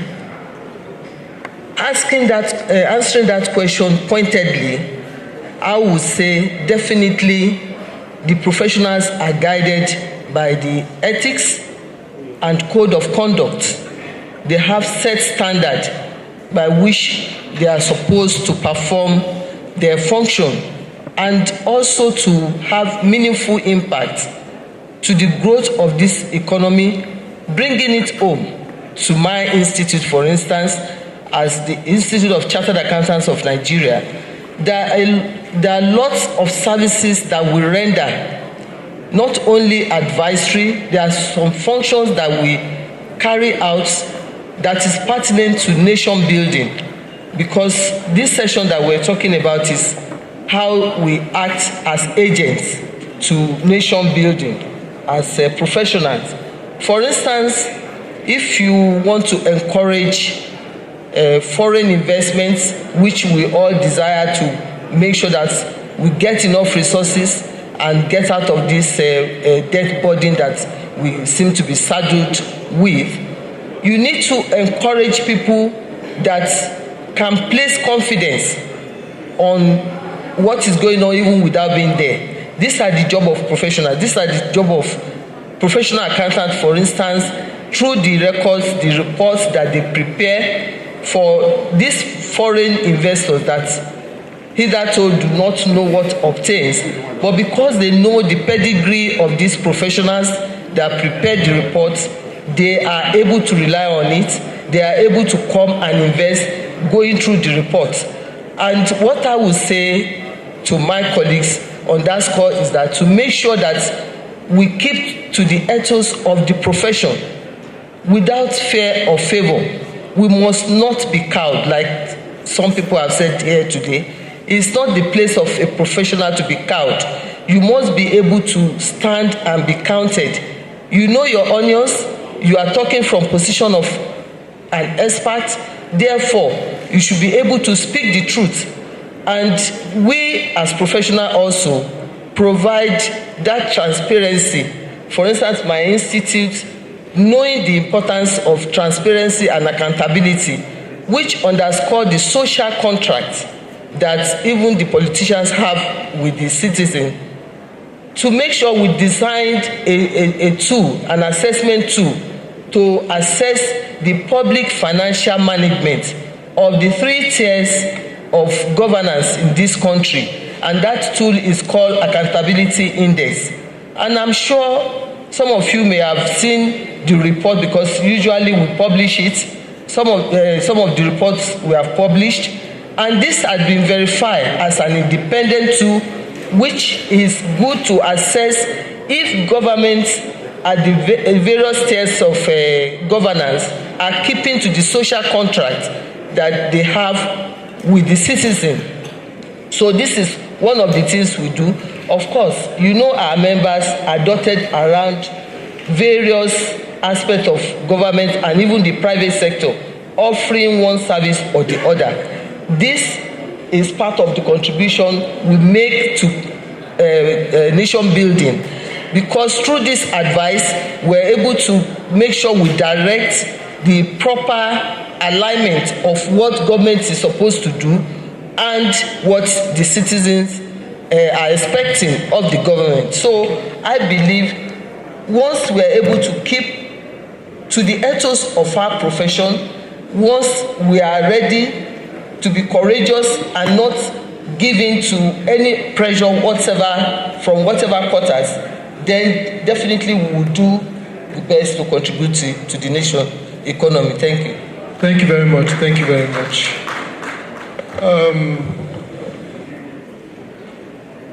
Mr. Aliu Wamako, the President of Real Estate Development Association of Nigeria. Clearly, real estate and housing is an area that of development that can drive the economy. And so, as the head of REDAN, do you think the professionals are doing enough, that Nigerian professionals are doing enough to support the government policies in addressing the housing supply gap? Thank you very much. First of all, let me thank the organizers of this forum, most especially the chairman, former governor of Bauchi State, Laji Isai Buda. I think 3 minutes, please. Go on, sir. I think this forum is apt because the professionals has been there in politics for years, but unfortunately there is no forum of this nature which put them together to profile the future of this country based on the professional ethics. There is no government business where professionals are not involved. But putting them together, I think, is apt, is the right time. So professionals in politics, and nation building, I think they go synonymously together. When we come to Raiden, we have been there and complementing the effort of government in the aspect of providing the dividend of democracy in one way or the other. Raiden, for the avoidance of doubt, is an umbrella body of both private and public sector of the real estate, which our duty is to provide affordable houses to the teeming population of Nigerians. And we have been there complementing government effort for years, most especially at this time where the national housing deficit is skyrocketing. We are thinking about 17 to 20 million housing deficit in Nigeria. And I think it's huge enough to scare anybody, most especially because of the current situation of banditry and other menaces in the society. So Raiden has come up with an initiative to be able to complement government effort in the provision of houses to the teeming population of Nigerians. We bring a program called Rural Urban Housing Initiative, which we intend building 100 housing units in each of the 774 local government areas where visible and viable for the teeming population of this country. In our effort to do that, we are private sector and we have to look for money elsewhere, not depending on the government to do that. We're able to source some money from Shelter Africa, which is an African bank, and settled with the responsibility of giving financing the development of houses in Africa. It has a 44-member nations as members and the ADB, who are able to bring to Nigeria $500 million to complement government effort in the aspect to provide these houses. We plug up, inshallah, by March, 1,000 housing units in each of the 6 geopolitical zones of this country. And also, there is an intervention company which was provided by the federal government through the Federal Ministry of Finance and Sovereign Wealth Funds, which is called Family Homes Funds. We are also in collaboration with Family Homes Funds for the aspect of providing affordable houses to Nigerians. And we congratulate and also welcome the APC-led government now by making a provision of about 5.3 trillion naira in the next 5 years for the construction of houses in this country. And we also commend the effort of the Minister of Housing for intending to create National Housing Fund, which will give us finance at a single-digit interest, and that will enable us to profile the economic growth of this country and rejuvenate it from the grassroots.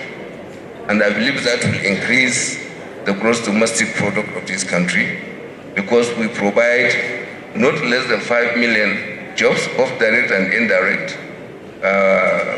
We mentor young engineers coming out from schools, and we make sure that we reduce the restiveness in the society because of joblessness.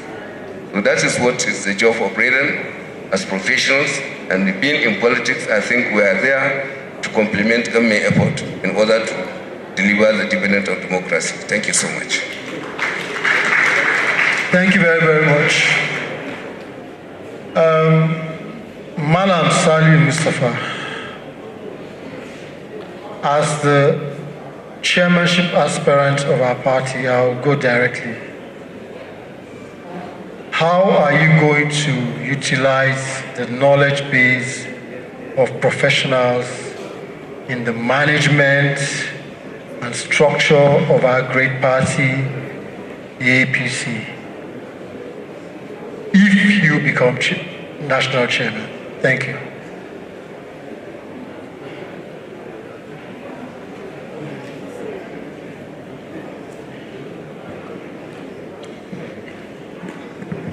Good afternoon, ladies and gentlemen. All protocols duly observed. It's a very easy task in appreciating and encouraging the professionals in our midst. You can simply do that by aggregating the professionals in their different spheres of profession and making sure they form the core think tank of the party in terms of policy and also project implementation, such that they will be the guide to some of the policies that will be formulated by the party in government. If you are able to do that, you will have gone a long way in bringing to bear their experience in governance. And sometimes it depends on how you prioritize your government programs, such that when you look at the Labour Party in the UK, I remember when we were still in the teething age of the APC formation after the victory, there was a lecture then that Tony Blair was to deliver.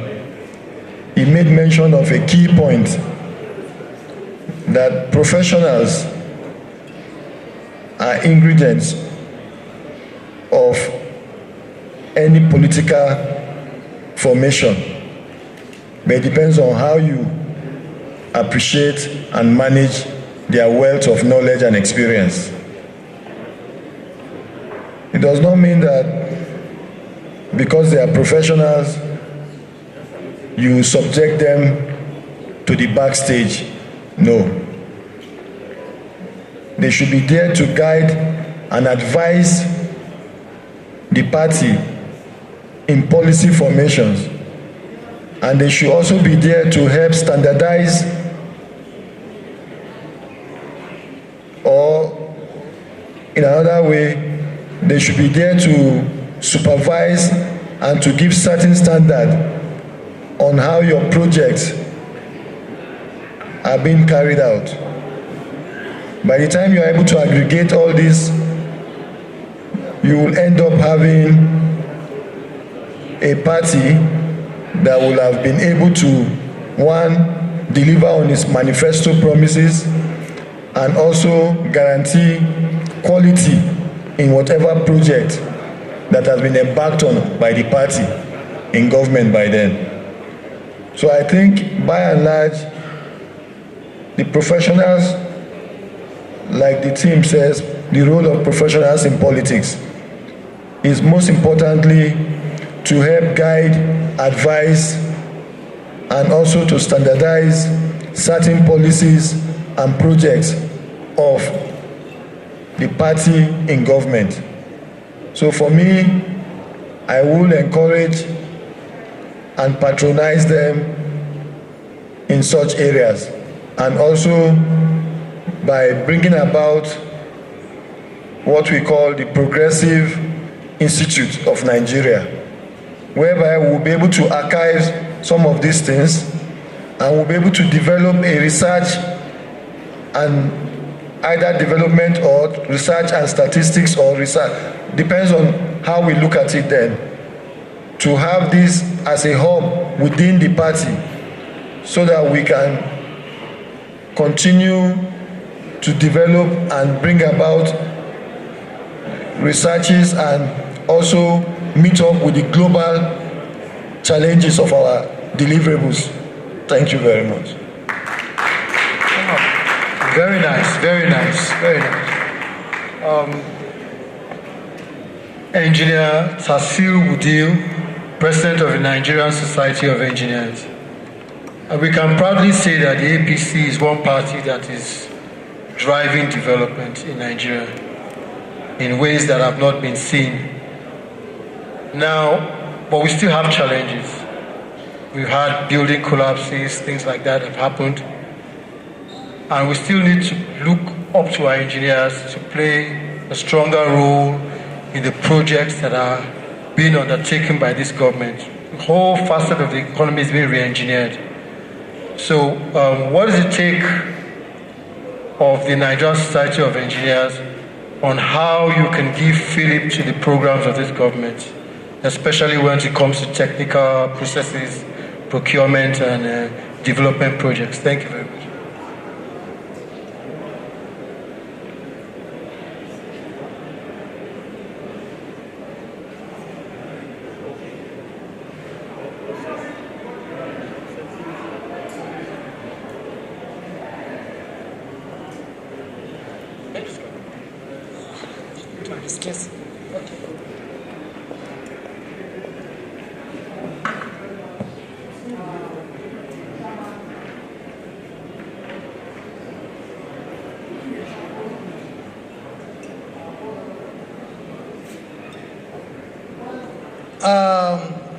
The position of professionals, as it has been defined since morning, is very clear to us that it is no more professionals advising the politicians. It is the professionals going to be politicians. That's what we need. Because in the last, since we started this dispensation of politics or civilian government, there are so many instances where we have leaders who are professionals. In fact, almost all the state governors we have had, all of them are professionals in their own fields. We have medical doctors, we have engineers, we have bankers like Malam Yuguda, the bankers like them. So they are professionals in their own field. However, if you look at politics, politicians are in politics to solve problems for communities. Most of these problems are infrastructural problems. And these things, the Nigerian engineer is at the center of infrastructural development. And what we have noticed is that at different times, government will look back and say, okay, we are not doing it correctly here. Let's involve the engineers. Then small policy will come in and the problem will be solved. However, an all-time solution is not brought.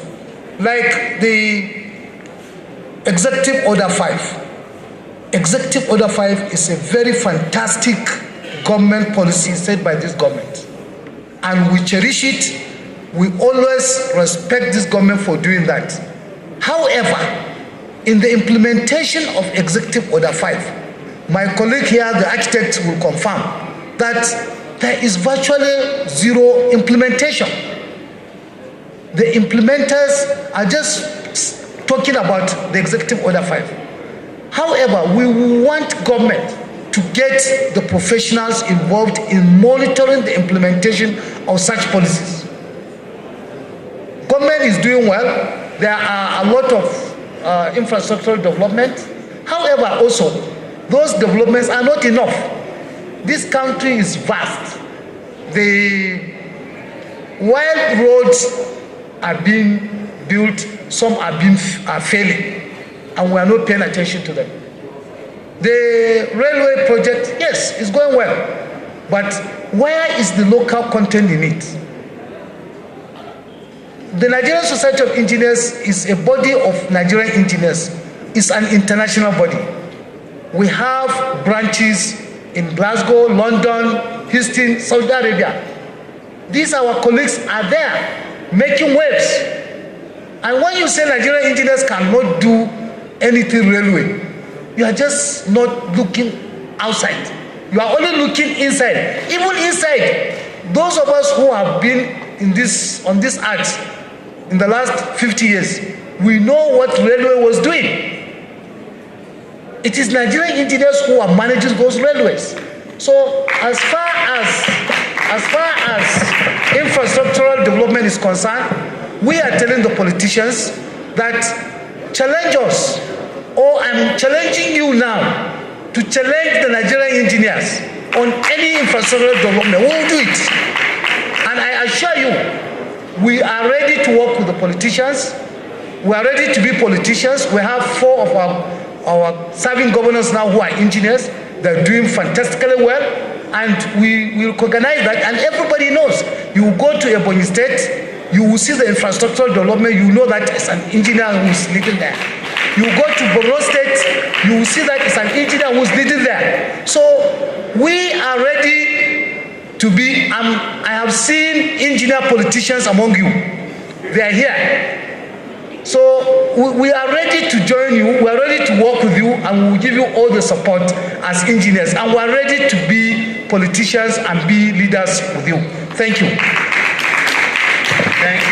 Thank you very much, Engineer Tasir. Please join us. Join us. We really need the expertise of the engineers. So I think we are about summarizing this panel session, unless the panel speaker has anything to add, but I think we are running out. Yeah. Once more.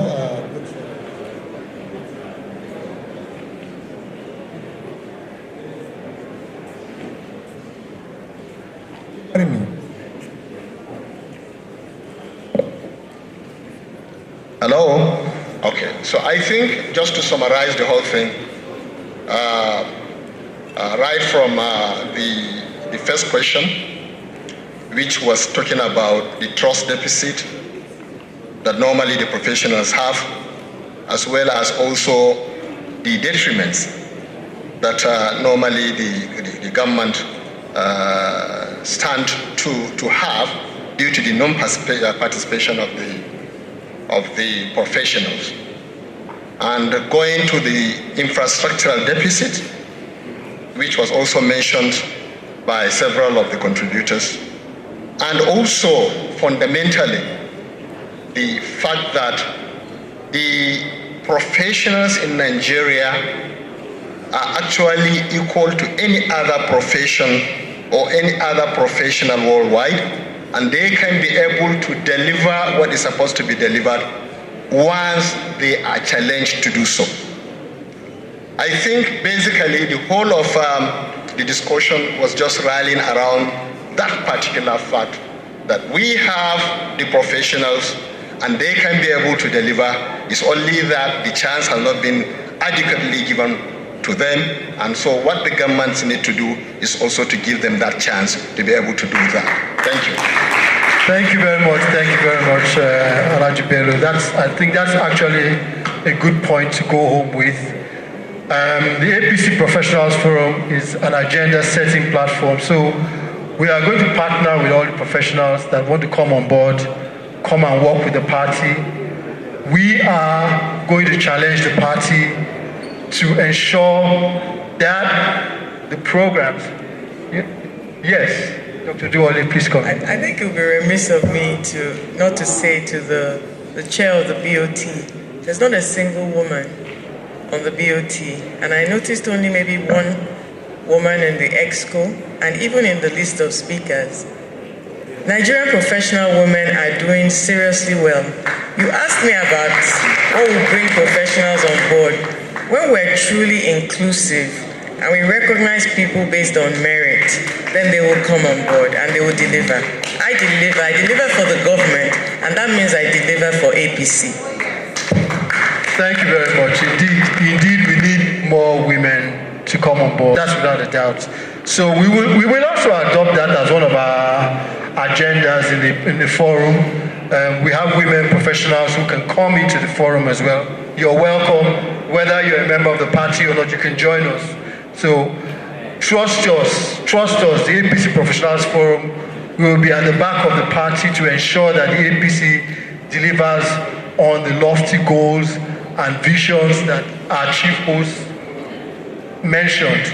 We are a different party for sure. We're not like the other ones. We are different. Thank you very much.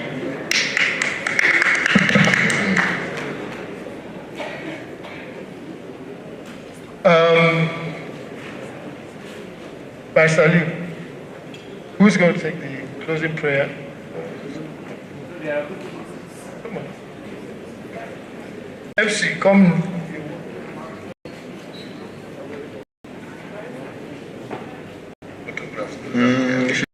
go.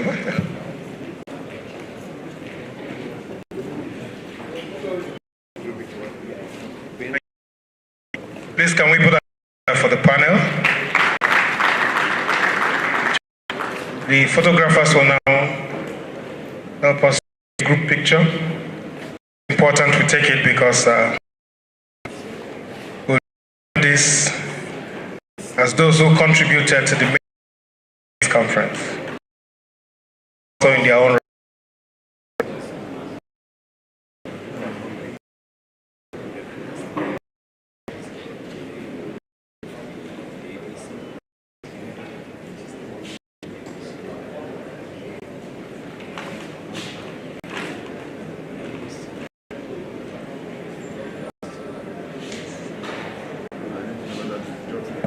No, don't forget that. Forget the community.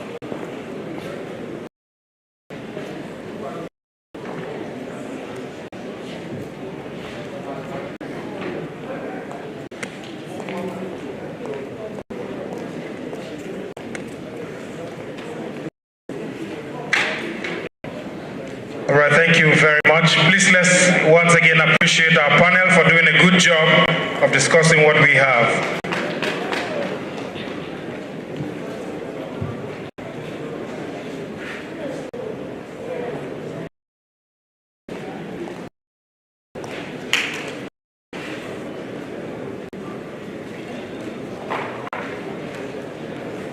Well, Your Excellencies, distinguished guests, we have a few very important messages. We will a few of them. We will want to appreciate Voicetv.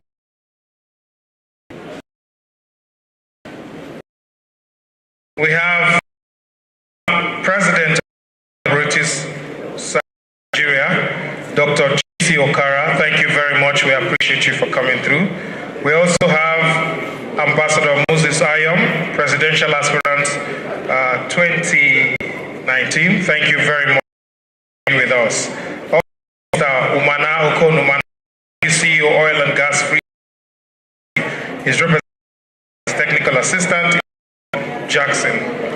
We also have with us here the APC National Youth and President, Barrister Ismail Ahmed, time.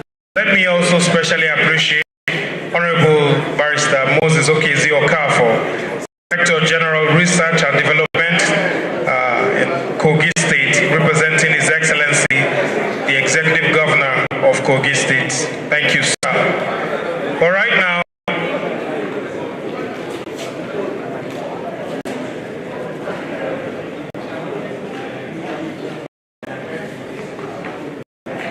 we'll take one special person who leads all the women who matter in Nigeria, because those women who matter are in the APC. Let's therefore welcome our own women leader, the APC National Women Leader, Honorable Stella. Okay, please put your hands together for her as she comes over to deliver a special goodwill message. If there are women in this hall, can we put our hands together for her, please? She's been here. Put your hands together as she comes over to speak, please.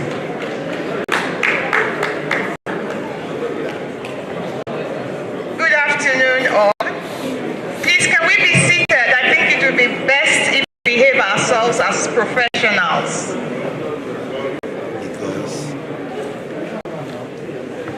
Permit me to stand on existing protocols. I'll be speaking on behalf of the women of our great party, the All Progressives Congress. Standing before you today is a banker with the Nigerian Export and Import Bank. So that makes me also a professional, but I also double as a politician. I've looked at the theme of today's conference, the role of professionals in politics and nation building. I would want to be permitted to review that, to take into cognizance that every professional, in every profession, there is an altar or a full-fledged platform for politics to be part and parcel of their organization or the way way they relate. You agree with me that all professional bodies have associations and they go into elections to elect either a leader to lead them or secretaries or other offices or officials that would help run the programs of the professional bodies. But for us at the APC, having professionals in politics is very key, because as a party that is built on principle, a party that is progressive in nature, we would need a mix of professionals and political professionals to activate and get working our mandate and agenda as a government. So far so good, women have played active roles in steering the ship and making impactful policies and driving impactful policies for the APC. Like my sister rightly said, I was frowning, and in fact I almost left the venue when I noticed that a woman on the board of the APC. I'm sure history can back what I have to say, that in terms of professionalism and empathy on the job, women play the most active role in delivering mandates either in government or out of government. If you doubt me, you will find out that every man sitting in this room today was given birth to by a woman. And so we have no excuse whatsoever not to have female professionals as part and parcels of the APC professional BOT, as well as the executive, the ESCO of the organization. At this junction, I want to appeal to the organization to please take very key interest in accommodating more women into this association. That's the only way you can actually make impactful contribution to the growth of this party and keep a legacy for your forum. Without women, you can actually not play active politics. And if you want to win elections in Nigeria, if you want this party to grow beyond what we have today, you must give women a seat on the table. Not just a seat, more seats on the table. And so I will be requesting for a 35% slot on your BOT and 35% slot minimum on your executive council. Thank you very much.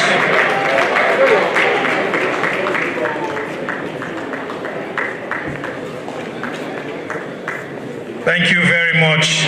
Please, let's clap for the women.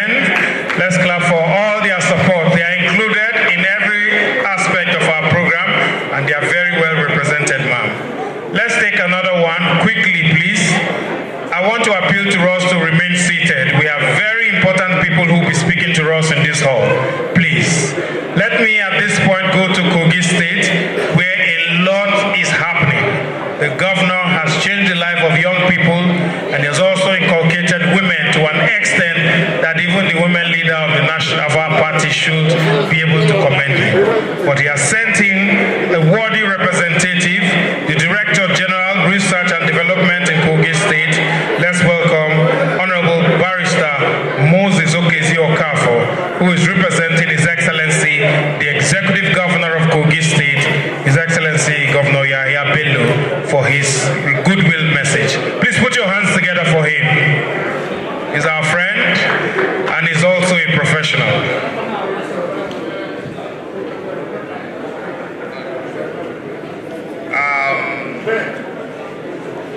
Yes, I just let me stand by all the protocols that still exist. Thank you for having us. My name is Moses Okezi-Okafo, Director General Research and Development, Kogi State, and I'm here to just deliver the goodwill message from His Excellency, my boss, Governor Yahya Bello of Kogi State. As you can see, he has a goodwill speech, but I will just speak to it in his name. He wishes to thank the organizers for putting together this festival conference of APC professionals, and he wants them to know that he also appreciates the opportunity to deliver a goodwill message. He wants us to know that he is one of us, being that he meets all the criteria to belong to this association. He is a professional, a chartered accountant by training, and also he is a chieftain of the APC. And that makes him naturally a member of this forum. He commends the timeliness of this event because it is about time professionals should rise up and get more involved in the governance of the nation and also in the leadership of political parties.